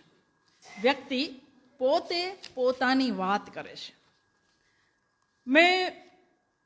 મારું પ્રિય સાહિત્ય સ્વરૂપ આમે આત્મકથા છે. લગભગ 200-250 આત્મકથા મેં ભારતની વાંચી હશે, દુનિયાની 1-2 જ વાંચી છે, પણ ભારતની. તો હું એવું કહી શકું કે આપણે જ્યારે સ્ત્રી અને પુરુષ બંનેની આત્મકથામાંથી પસાર થઈએ ત્યારે તમે જોશો કે પુરુષની આત્મકથાઓમાં સાહસ, બુદ્ધિ, પરાક્રમ એવા ગુણોની અપેક્ષા રાખવા સમાજ, સ્ત્રીમાં કોમળતા, ત્યાગ, આજ્ઞાકીનતા એવા ગુણોની અપેક્ષા રાખે. ધારો કે કોઈ સ્ત્રીમાં હિંમત, સાહસ હોય તો એની કદર કરવાને બદલે એની ટીકા થાય. અમારા સૌરાષ્ટ્રમાં જો મારી જેવી માથાભારે સ્ત્રી હોય તો એવું કે 5 ભાયડાને ભાંગીને બનાવી છે એવું કે. ઇન્દિરા ગાંધી માટે એવું કહેવાતું કે she is the only man in her cabinet, આવું કહેવાતું. કારણ કે આપણે છેલ્લે તો પુરુષ સંદર્ભે જ સ્ત્રીને મૂલવવાના છીએ. નૈતિકતાને હંમેશા સ્ત્રી દેહ સાથે જ સાંકળવામાં આવે છે. એટલે બહુ ઓછી સ્ત્રી શરીરના આવેગો કે ઈચ્છાઓ વિશે આત્મકથામાં લખશે. કારણ કે પેલી સેલ્ફ સેન્સરશિપ જેને આપણે કહીએ છીએ એ નડવાની. નર્મદ જો એવું કે એની આત્મકથામાં કે મને બૈરાની ગંધ આવવા માંડી તો આપણે બધા વાહ નર્મદ એવું કહીએ છીએ. ખુશવંતસિંહ એની આત્મકથામાં વારે વારે એક પછી એક સ્ત્રીઓની વાત કરે, આપણે ભાગ્યે જ ટીકા કરીએ છીએ. પણ જો કમલાદાસ મલયાલમ, પ્રતિમા બેદી કબીર બેદીના પત્ની, સુનીતા દેશપાંડે પુલ દેશપાંડેના પત્ની, તસ્લીમા નસરીન, આ લોકો જો પોતાના જાતીય સંબંધ વિશે જો વાત કરે તો તરત જ આપણે પુરુષોની સાથે સ્ત્રીઓ પણ નાકનું ટેરવું ચડાવીએ છીએ. પ્રતિમા બેદી કે કમલા દાસે દૈહિક આવેગો કે જાતીય સંબંધો વિશે લખ્યું તો તરત જ આપણે બધાએ એમને પેલું અવતરણ ચિહ્નમાં સારી સ્ત્રીના પેલામાંથી બહાર મૂકી દીધા. એક સમય હતો આપણે ત્યાં જ્યારે આત્મકથા લખવાની પ્રેરણા પુરુષ આપતો. આપણે ત્યાં શારદાબેન મહેતાની જીવન સંભારણા, તો સુમંત મહેતા જેવો માણસ, તમે હું કહું કે સુમંત મહેતાની આત્મકથા ન હોય તો ઝેરોક્સ કરીને પણ વાંચવી. અદ્ભુત માણસ. 1912માં હજુ ગાંધી નથી આવ્યા દેશમાં ત્યારે સુમંત મહેતાએ લખ્યું છે કે એક એવો સમાજ કાઢવો છે જેની અંદર ખાલી માણસો હોય, કોઈ ધર્મ ના હોય. પણ એ સુમંત મહેતા પણ એની આત્મકથામાં એવું તો લખે છે કે મેં શારદાને સ્વતંત્રતા આપી, એવું એ લખે છે. શારદાબેનની આત્મકથાની હું વાત નહીં કરું, પણ મને એક વાત બહુ યાદ આવે છે, કારણ કે અહીંયા ઘણા બધા મારી જેમ અધ્યાપકો બળેલા જળેલા બેઠા છે એટલા માટે. 1917માં શારદા મહેતા મુંબઈ યુનિવર્સિટીની સિન્ડિકેટમાં બેઠા છે અને બેઠા બેઠા વિચારે છે કે બધા જ syndicate member, she was the only lady, બધા માત્ર રાજકારણમાં જ રસ છે, કોઈને શિક્ષણ સાથે તો કશી લેવા દેવા જ નથી. આ 1917માં એને વિચાર આવે છે તો આપણે હવે બહુ જીવ બાળવો નહીં.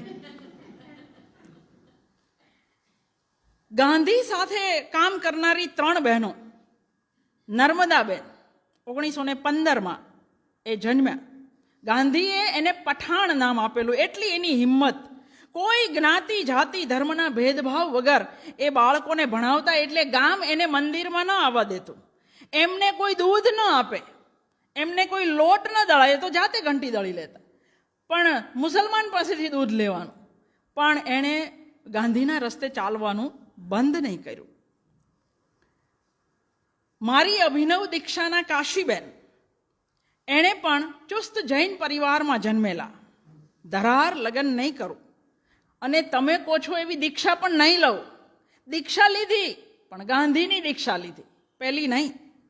શાક વેચવા જઈશ પણ લગ્ન તો નહીં જ કરું, મને ખબર છે આર્થિક રીતે સદ્ધર રહેવું પડે. ગંગાબેન પટેલ, એનું સ્મૃતિ સાગરને તીરે તીરે. મારા જન્મ સમયે અમારા ફઈ એવું કહેલું કે આ પથ્થરો ક્યાંથી આવ્યો. પછી કહે છે, જો અભણ છે પણ કહે છે કે આપણા દેશમાં સ્ત્રી તરીકે જન્મવું હોય તો રૂપાળા હોવું ફરજિયાત. પણ મારો તો રંગ શામળો, વાળ વાંકડિયા અને એમાં બાકી રહેતું તું તો શીતળા નીકળ્યા. મારો દેખાવ કોઈને ગમે એવો નહીં. પણ મારા માટે વર તો નક્કી થઈ ગયેલો. વરને તો મારે જોવાનો ન હોય, પછી ભલે ને એ કાણો હોય, કુબડો હોય, લંગડો હોય, ભોટ હોય, પણ વર તો અમૂલ્ય. આ એક અભણ સ્ત્રી કહી રહી છે.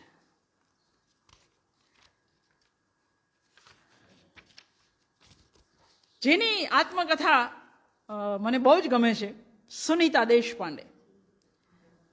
મનોહર છે તો પણ પ્રશ્ન મનોહર છે નો નથી, પ્રશ્ન આ તો પણનો છે. બધું જ સારું છે, પતિ બહુ જ સારો છે, પણ તો આ પણ તો છે. કશું ખૂટે છે. શું ખૂટે છે? સુનીતા કહે છે કે મોટર હું ચલાવતી હંમેશા, ઘર પણ હું જ ચલાવતી, ટ્રસ્ટમાં પૈસા વધે તો હું જુદી જુદી જગ્યાએ જ્યાં જરૂરિયાતવાળા લોકો હોય એને મોકલતી, પણ આભાર તો બધા પુલનો જ માનતા. ક્યારેય કોઈએ મારો આભાર માન્યો નથી. એ કહે છે કે મોટર ચલાવીને જઈએ ને વચ્ચે કંઈ એક્સિડન્ટ જેવું શક્યતા ઊભી થઈ હોય તો પુલ જ્યાં પહોંચવાનું ત્યાં પહોંચીને એવી રીતે વર્ણન કરે જાણે પોતે ગાડી ચલાવતા હોય. એક વખત એ કહે છે કે છોકરાઓ બધા રમતા હતા અને એને કહ્યું કે ભાગો, બાઈ માણા ચલાવે છે. તરત જ બીજા એક ડોહાએ કહ્યું કે નહીં, રમો રમો, બાજુમાં ભાઈ બેઠા સંભાળી લેશે. એટલે પેલીને બહુ જ ગુસ્સો આવે છે. પુલને ગાડી ચલાવતા જ નહોતું આવડતું. એટલે કહે છે કે આપણા સમાજમાં બધાને એક ખાતરી છે કે બાજુમાં પુરુષ હશે ને તો બધું સચવાઈ જશે. સુનીતા કહે છે કે મેં લગ્ન પછી સંપૂર્ણ સ્વાતંત્ર્ય ભોગવ્યું છે. જો કે લગ્ન પછી થોડીક બદલાય. મા સાથે હકથી ગમે એમ વર્તતી, પણ સાસુ સાથે કામ પડે ત્યારે 4 વાર બોલતા વિચાર કરતી. માની વર્ષગાંઠ મેં કદી યાદ નહોતી રાખી, પણ સાસુ અને પતિની વર્ષગાંઠ દર વર્ષે હું હોંશે હોંશે ઉજવતી. પણ સુનીતા પછી લખે છે, આ મા દીકરાની મેં 25-30 વર્ષગાંઠ ઉજવી, પણ એ બેઉને ક્યારેય મારી વર્ષગાંઠ યાદ રહી નહીં, ક્યારેય. સુનીતા આવવાના હોય, પુલ ટ્રેનમાં લેવા ગયા, સ્ટેશન લેવા ગયા હોય, પણ ટ્રેન મોડી છે એવું જાહેર થાય એટલે પુલ પાછા જતા રહે. સુનીતા કેવી રીતે ઘરે આવશે એની ચિંતા કદી ના કરે. હું બહાર જાઉં છું, ચાવી પડોશના ઘરે આપી છે એવી ચિઠ્ઠી લખે, પણ એ ચિઠ્ઠી ઘરની અંદરના ટેબલ પર મૂકીને જતા રહે. અને કાળઝાળ સુનીતા એ કહે છે કે પુલ કદી એકલા ન આવે પાછા, એના કોઈ એકાદ દોસ્તારને લઈને આવે ઢાલ તરીકે, જેથી કરીને હું એને ધોઈ ના શકું.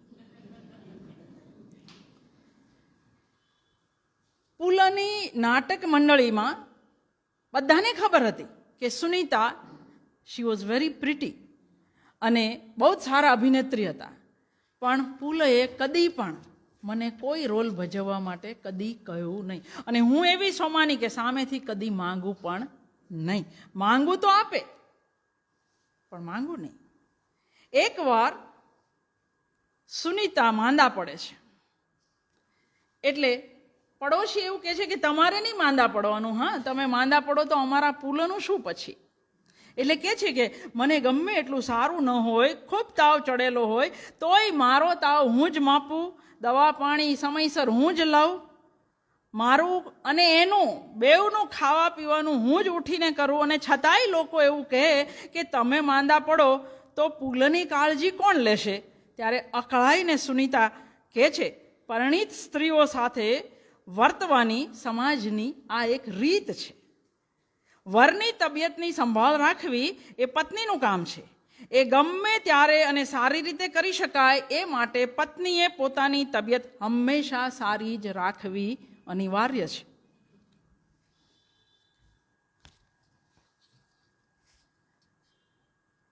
ઇસ્મત ચુગતાઈ.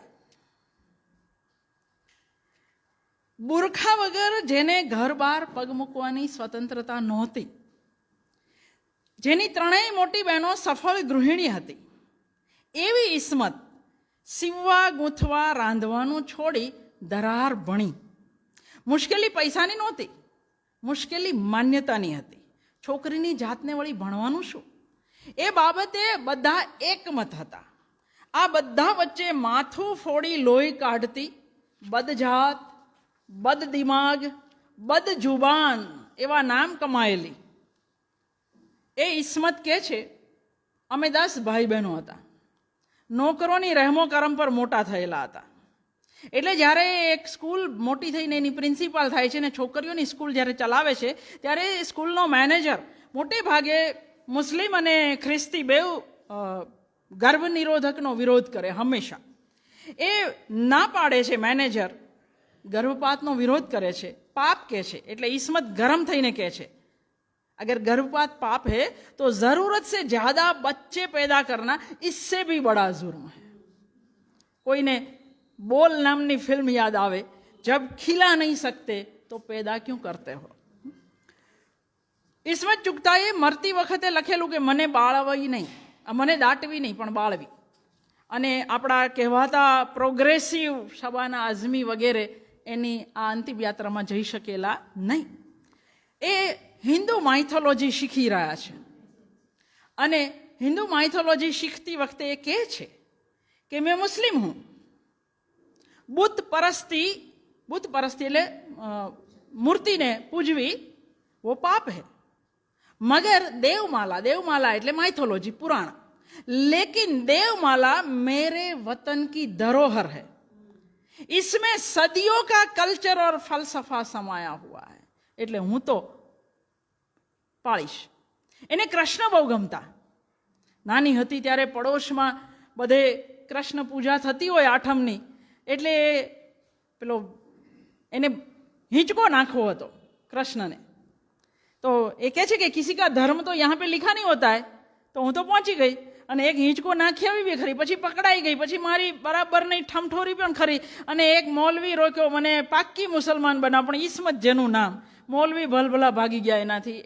એ પ્રકારની એ સ્ત્રી હતી. એ એની બહેનપણીને કહે છે कि आपके भगवान क्या ठाठ माठ से आते और पता नहीं हमारे अल्लाह मियाँ कौन से कोने में बैठ के जाके छुपे हुए. એને મજા આવે છે આ બધું જોઈને. એ નાનપણમાં રોજ પ્રાર્થના કરતી કે હે ખુદા મને છોકરો બનાવી દે. આ જગત છોકરીઓ માટે નથી.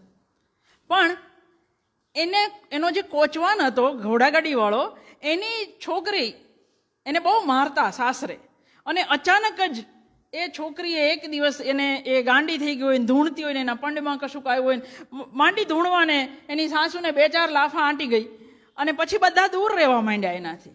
એટલે ઈસ્મત કહે છે કે હવે મને સમજાયું કે આ મર્દોની દુનિયામાં રહેવા માટે મર્દ બનવું જરૂરી નથી, પણ થોડી અક્કલ અને ભણતર એ જરૂરી છે. એ એટલા માટે ભણવા ગઈ.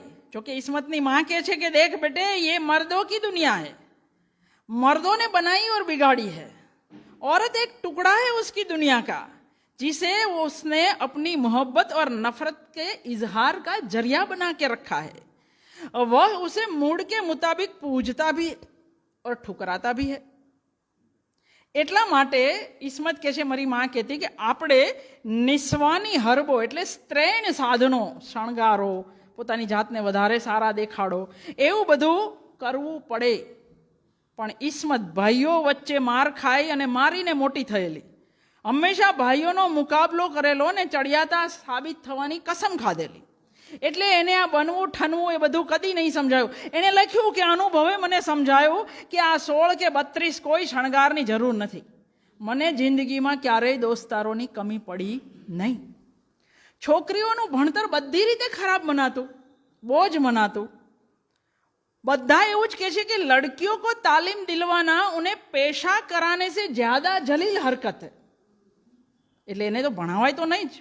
પોતાનાથી 1.5 વર્ષ મોટો ભાઈ શમીમ ફી બગાડીને જલસાઓમાં આટા મારે છે, ભણતો નથી. અને ઈસ્મતના ભણવા સામે બધાને વાંધો છે. અકળાઈને ઈસ્મત કહે છે कि शमीम भाई गलती करके अपनी जिंदगी बर्बाद कर सकते हैं, उसका उसको हक है, लेकिन मैं अपनी जिंदगी सुधारने का हक नहीं रखती. અને પછી એ બંડ પોકારે છે, રીતસરનો સત્યાગ્રહ. 2.5 દિવસ ભૂખી રહે છે, છેલ્લે એના બાપા કંટાળીને એના દહેજ માટે જેટલું પણ સાચવેલું લે, મર અને ભણ, અને એ લઈને એ ભણવા જતી રહે છે. હારી થાકીને પિતા ભણવાની રજા આપે. પરિણામ એ આવે કે શમીમ નાપાસ થાય 2જા વર્ષના કોલેજમાં, અને ઈસ્મત બહુ જ સારા ટકા સાથે પાસ થાય. માએ એક મોટી દાવત મિજબાની રાખેલી દીકરાના પાસ થવા માટે, પણ દીકરો તો નાપાસ થયો તો મિજબાની કેન્સલ કરવામાં આવી. माँ के छे उस कम बखत का पास होना किस काम का, बला से ये फेल हो जाती और शमीम पास हो जाता. लड़की जात को कौन सी डिग्रियां लेनी है, मर्द जात की तो जिंदगी खराब हो गई. ઇસ્મત ઉત્ક્રાંતિ ભણે છે, બાઇબલ વાંચે છે, બધી જગ્યાએ લખ્યું છે औरत मर्द का खिलौना, औरत फसाद की जड़, औरत शैतान. ઇસ્મતને સમજાતું નથી કે કેમ બધી ભૂલોનો ભાર એકલી સ્ત્રી પર જ લાદવામાં આવે છે. છોકરીને ભણાવવાથી એનું સત્યાનાશ વળે, સારી માતા કે સારી પત્ની બનવાની લાયકાત ખતમ થઈ જાય, એવી વડીલોની વાતથી અકળાઈને કહે છે. આવી બધી કહેવતો માત્ર સ્ત્રીઓ માટે જ કેમ, પુરુષોને કેમ આ બધું લાગુ નથી પડતું? જો ભણતર ખતરનાક હોય તો બેવ માટે ઝેર સાબિત થવું જોઈએ. એક માટે ઝેર હોય એ બીજા માટે અમૃત કેવી રીતે થઈ જાય? પણ કોણ સાંભળે એનું?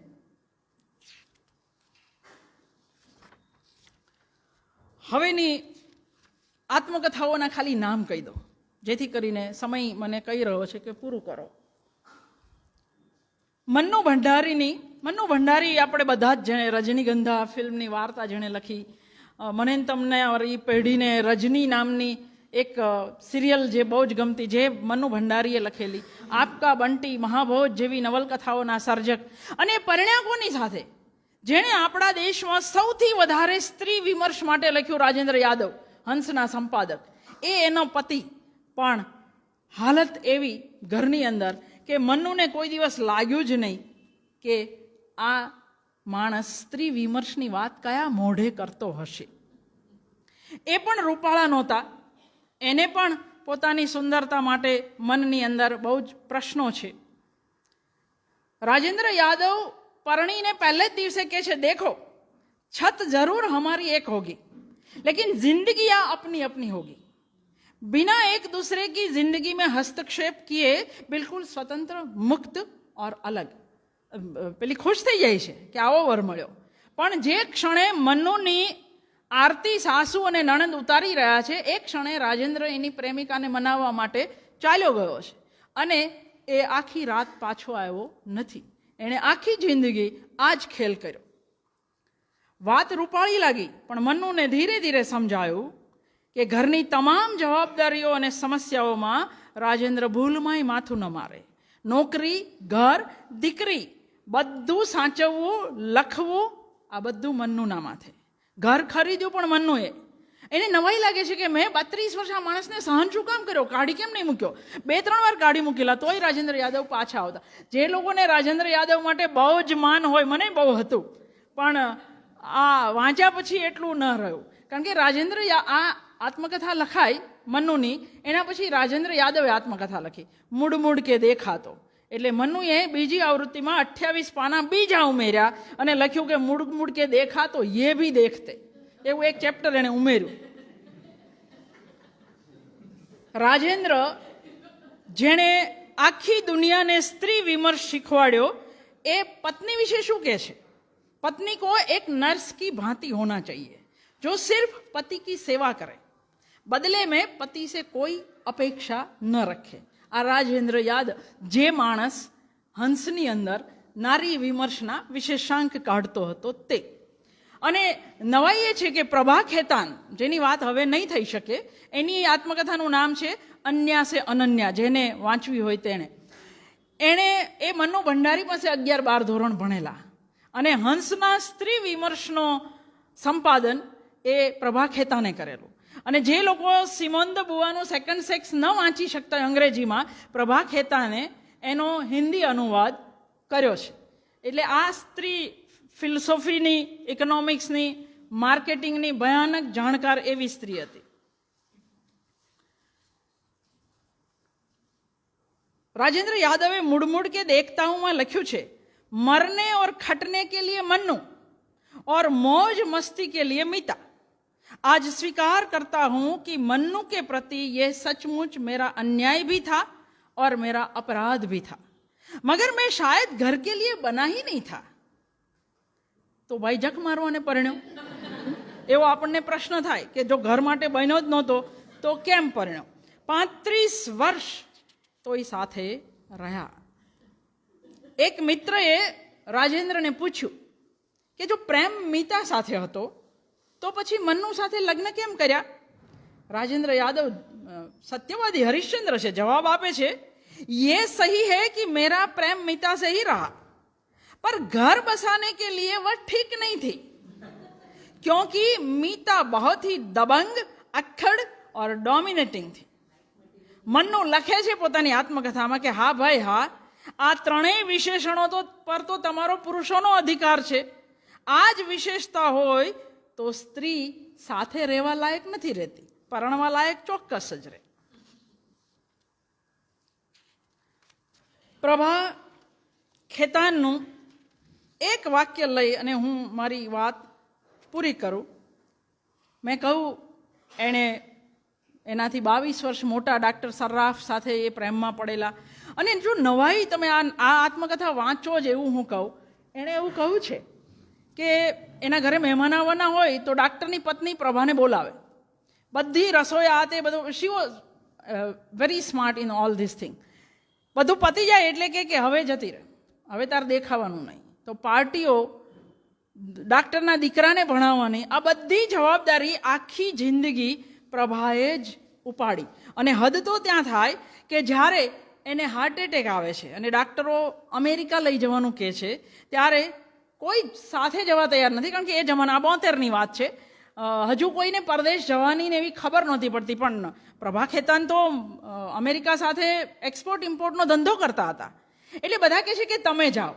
અને હવે ડૉક્ટર સર્રાફની પત્ની પ્રભાને કહે છે એરપોર્ટ પર, आप जैसे इन्हें लेकर जा रही है वैसे ही ले भी आइएगा, ये मेरी अमानत है, मेरा सुहाग है, मेरे बच्चों के पिता है. આ સાંભળીને પ્રભાને મનમાં પ્રશ્ન થાય છે, એ મારા શું થાય?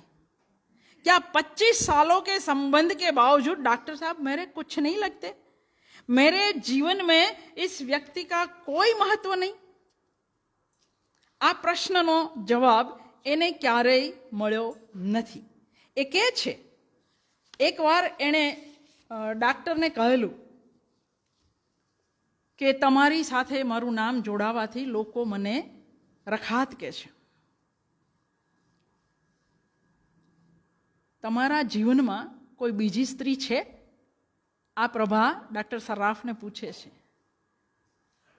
डॉक्टर जवाब आपे छे, मैंने कब कहा कि मैंने एक पत्नी व्रत लिया हुआ है? પણ ડાક્ટર પ્રભા પાસે વફાદારીની અપેક્ષા રાખે છે. એમને વારે વારે શંકા જાય છે, ગમે તેમ બોલે છે, દુનિયા શું કહેશે એવું ડાક્ટર એને કહે છે. ત્યારે પ્રભા કહે છે કે દુનિયા તો ન જાને કિતને સાલો से मुझे चरित्रहीन ही कहती आई है. અને ડાક્ટર તરત જ ગરમ થઈ જાય છે, बकवास मत करो, मेरे साथ नाम जुड़ना और हर एरे गेरे के साथ नाम जुड़ना दोनों एक बात नहीं है. गंगाबेन होय, प्रभा खेतान होय, इस्मत चुगताय होय, अजीत कौर होय, मैत्रेयी पुष्पा होय. मैं मैत्रेयी पुष्पा नहीं पण बात करवानी हती. कस्तूरी कुंडल बसेना 2 भाग. આપણે ત્યાં દીકરીને ક્યારેય વધાવવામાં આવતી નથી. કસ્તુરીની માએ, મૈત્રેયી પુષ્પાની માએ એવું કહેલું કે છોકરીઓ પાપનું ફળ હોય. माँ कहे छे, बेटों को तो रोग धोग व्यापे, लेकिन बेटी को कभी छींक तक न आई. अरे गाय मरे अभागे की और बेटी मरे सुभागे की. जे देश આવી કહેવતો કહેતો હોય એ દેશની અંદર આપણે જ્યારે નારી ચેતનાની વાત કરીએ ત્યારે હજુ પણ એવું માનવાનું, કિરીટ દુધાતની વાર્તાઓ જુઓ, રામ મોરીની વાર્તાઓ જુઓ, સૌરાષ્ટ્ર જેવા ગામડાઓની અંદર કોઈ જાતનો ફરક આજે પણ નથી. એ જેવો તમે સમાજ આ બધાની અંદર જુઓ છો એવો જ એની અંદર હજી આજે છે. મારા જ ગામની અંદર એક દરબાર 4 વાર પરણેલા છે, કારણ કે દરબારની અંદર વહુ આવે ત્યારે ખીંટીથી લઈ અને તમામ સામાન સાથે આવે, તો જેને કરિયાવર કહેવાય. એટલે આપણે ભણ્યા, કાયદા બનાવ્યા, પણ જો કાયદા બનાવવાથી દુનિયા સુધરી જતી હોત તો સ્વર્ગ ધરતી પર જ હોત. કોશિશ કરીએ આવું બધું વાંચીને આપણે બધા થોડાક સુધરીએ. ફરી એકવાર આભાર. લગભગ 50% છોડી દીધું છે અને 50% જ વાત કરી છે. એનું એક કારણ છે કે મેં છેલ્લા 20 વર્ષમાં નવલકથા અને આત્મકથા બહુ જ વાંચી છે, બહુ જ. એટલે અહીંયા છલકાતું હોય અને એ જીભ પર આક્રમણ કરતું હોય કે મને લે મને લે મને લે. મેં ઘણું બધું છોડ્યું છે. આપ સૌનો આભાર. આટલી શાંતિ.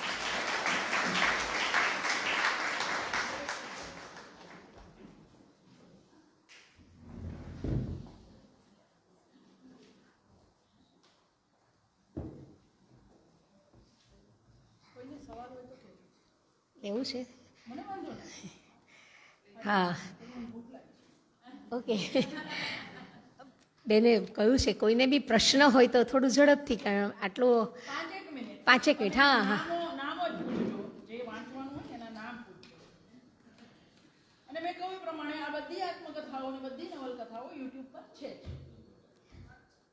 એમ જ બોલો, મને મારા કાન બહુ સરવા છે. પ્રશ્ન તો મારો કોઈ જ નથી, પણ તે તમે કહ્યું તેમ નારી વિશે એક જમાનો હતો જ્યારે હું ભૂલી નહીં શકેલી. 27 વર્ષ પછી મેં મારું ભણતર પાછું ચાલુ કર્યું.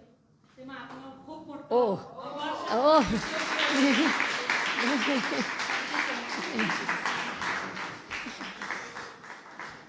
એટલે શરૂઆતમાં કહ્યું હતું કે આપનો સ્પર્શ પામેલા કેટલા હશે આપને પણ ખબર ના હોય. આજે એક પ્રતિનિધિ અહીંયા હાજર છે બેન, ખૂબ ખૂબ અભિનંદન.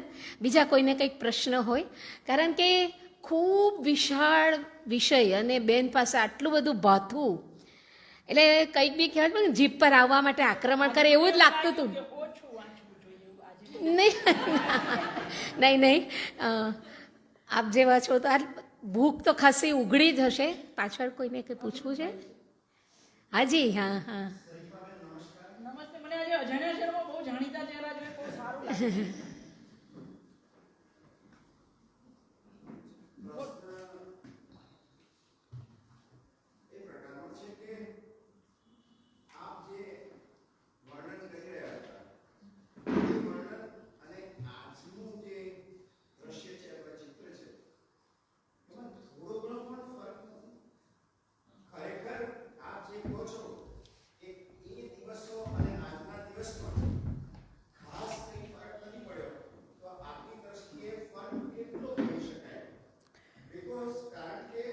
ફર્ક છે શહેરોમાં.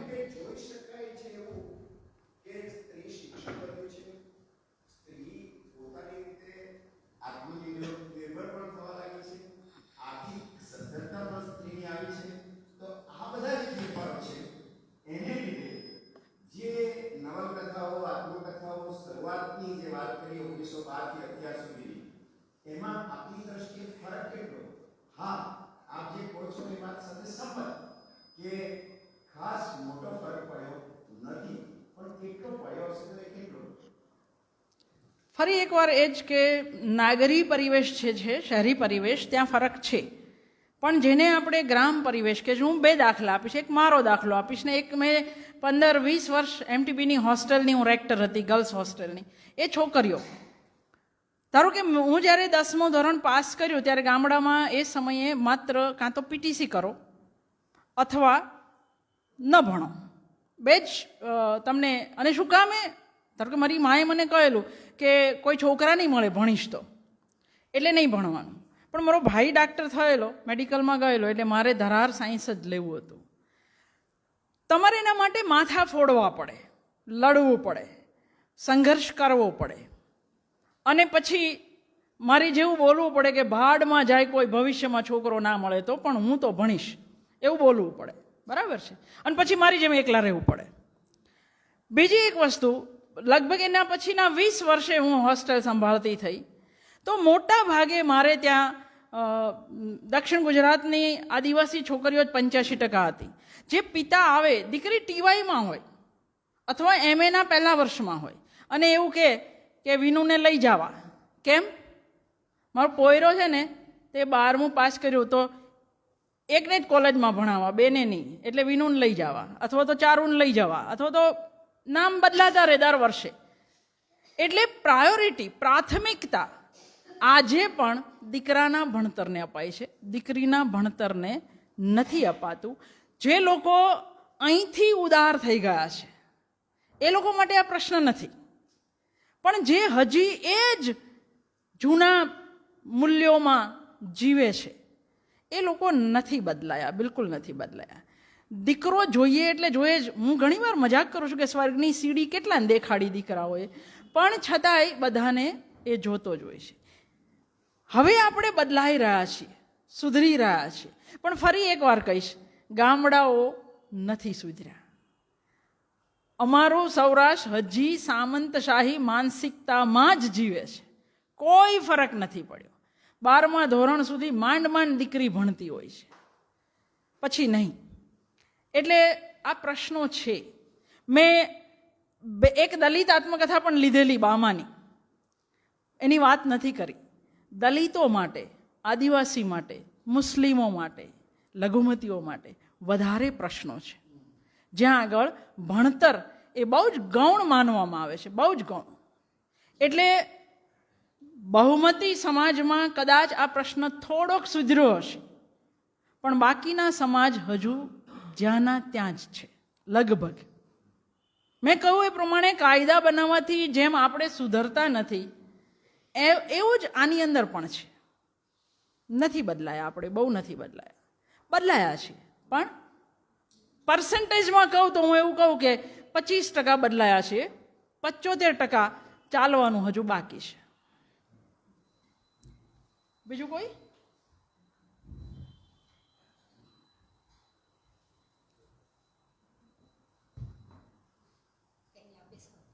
કોઈને પ્રશ્ન નથી તો આપણે તો ભારતીય સાહિત્યની સાથે ભારતનું સાહિત્ય પણ બહુ વાંચ્યું છે. ભારતના દેશમાં નારીની હાલત અને આપણા દેશના નારીની હાલતનું કમ્પેરિઝન. એક વિધાન જ સંભળાવું ખાલી, બીજું કશું જ નહીં. ઈસવીસન પૂર્વે 300 લખનાર છે યુરિપિડિસ, નાટક છે મીડિયા. મીડિયા જે બહુ જાણીતી છે બધા માટે, જેણે પોતાના પતિ અને દીકરાની હત્યા પણ કરેલી, એ મીડિયા. એનું વાક્ય, આપણે સ્ત્રીઓ એટલે સાવ કમનસીબ જીવો. એક તો બેશુમાર ખર્ચા વેઠી આપણે આપણા માટે એક સર્વગુણ સંપન્ન સ્વામી ખરીદવાનો, પછી જાત એને સોંપી દેવાની. કારણ નહીં પરણવું એ તો પરણવા કરતાં પણ વધારે ખરાબ. મોટામાં મોટી મૂંઝવણ ત્યાં વર સારો મળે કે નઠારો, પણ પરણવાની ના ન પડાય. આપણે ત્યાં કહેવાય છે કે ડોહો કુંવારો મરે પણ ડોહી કુંવારી જોઈ છે. હવે સારું છે ડોહીઓ કુંવારી છે. પરણ્યા એટલે નવા ઘરના રીત રિવાજ, વાણી વર્તન શીખવાના, પતિ સાથે કામ પાડવાની કળા કેળવવાની. એવું ન થાય તો આપણી નાવ ભગવાન ભરોસે. આપણા શૈયા સાથીને સંભાળવામાં આપણે જેટલા કુશળ, ઘર ગૃહસ્થી જાળવવામાં આપણે જેટલા માહેર, એટલા આ પતિદેવોનો સાથ. તો આપણું જીવન સ્વર્ગ જેવું થાય, બીજાને ઈર્ષા આવે એવું. બાકી તો મોતથી બદતર. પુરુષ જો ઘરથી ઓચાઈ જાય, ઘરબારો જઈ શકે, મનગમતી સાથીની સંગતે રંગત માણી શકે, પણ આપણે સ્ત્રીઓ તો પરમ પતિવ્રતાઓ. આપણે તો એક માટે જ જીવવાનું ને એક માટે જ મરવાનું. વળી આ પુરુષો એવું કહે છે કે આપણે તો ઘરમાં નિરાત જીવે, ખાઈ પીને લહેર કરવાની, જ્યારે એ બિચારાઓએ તો યુદ્ધો લડવાના. કેવા તો બ્રહ્મા રાચે છે આ પુરુષો. એક બાળકને જન્મ આપી ઉછેર કરવાને બદલે હું અનેક વાર યુદ્ધના મોરચે આગલી હરોળમાં ઝઝુમવા તૈયાર છું. This is the answer. આવો જવાબ તમને ઇબ્સનની ડોલ્સ હાઉસની નોરા પણ આપે, અને આવો જવાબ બહુ બધી સ્ત્રીઓ આપે, બહુ બધી.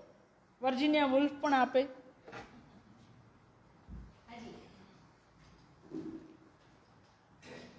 ક્યારેક આપણે આખા દિવસની સંગોષ્ઠી રાખીએ. પાછલા વર્ષોની શરૂઆત ઘણી અને અત્યાર સુધી જે તમે નાની ઘટનાની વાત કરી, તમારા એનાલિસિસ મુજબ કદાચ એને આગળ લઈ જવું હોય, સમજો કે 2050 આવે કે 2070 આવે, એક સાદો પ્રશ્ન કરું, એક સાદો, સાવ સાદો, બધાને અહીંયા બેઠેલા દરેકને. એક જ મિનિટ. હા. તમે જે વાત કરી કે સૌરાષ્ટ્રમાં બહુ બદલાવ નથી માહોલ, એની સાથે હું રિલેટ કરું કે જે ચેન્જીસ મેં જોયા છે અથવા તો અનુભવ્યા છે અથવા તો આઈ થિંક ધેર ઇઝ વેર તમે પ્રશ્ન પર આવો ને. હા. કે મારે ઘરે જ્યારે બીજી દીકરીનો જન્મ થયો, બે દીકરી છે, ત્યારે મારે દૂરના કાકા એને કીધું દીકરો તો જોઈએ જ. થોડાક વર્ષો પહેલા હમણાં એણે એવું કીધું કે સારું છે તારે દીકરા નથી, દીકરીઓ છે. એ પણ છે ને 70 વર્ષે સમજાય છે.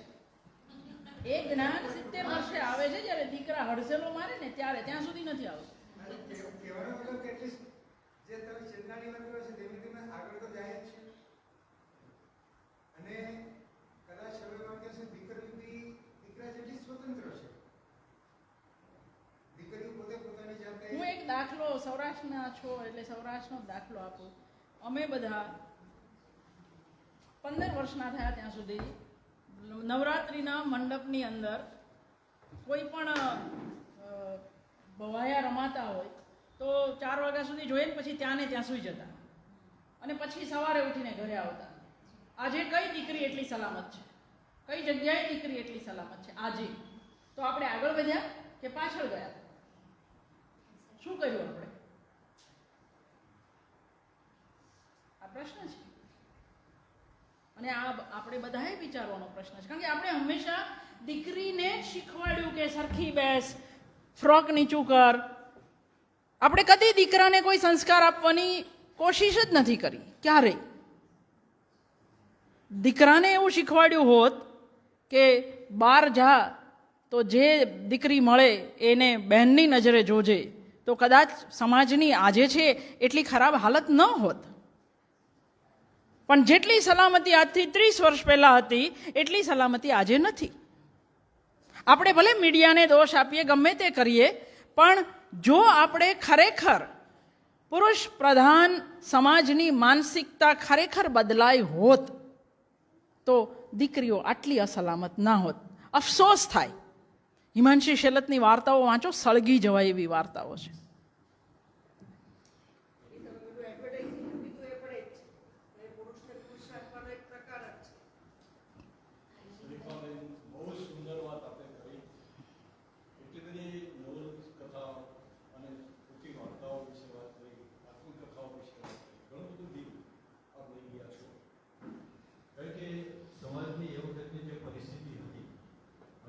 સાહિત્ય તો સમાજનું દર્શન છે. મુનશી પ્રેમચંદજીએ પણ એમની નવલકથાઓમાં, નિર્મળામાં પણ એ કહ્યું કે સ્ત્રી હસને ખેલને કી ચીજ है, प्यार करने की चीज है, सलाह मशविरा करने की चीज નહીં.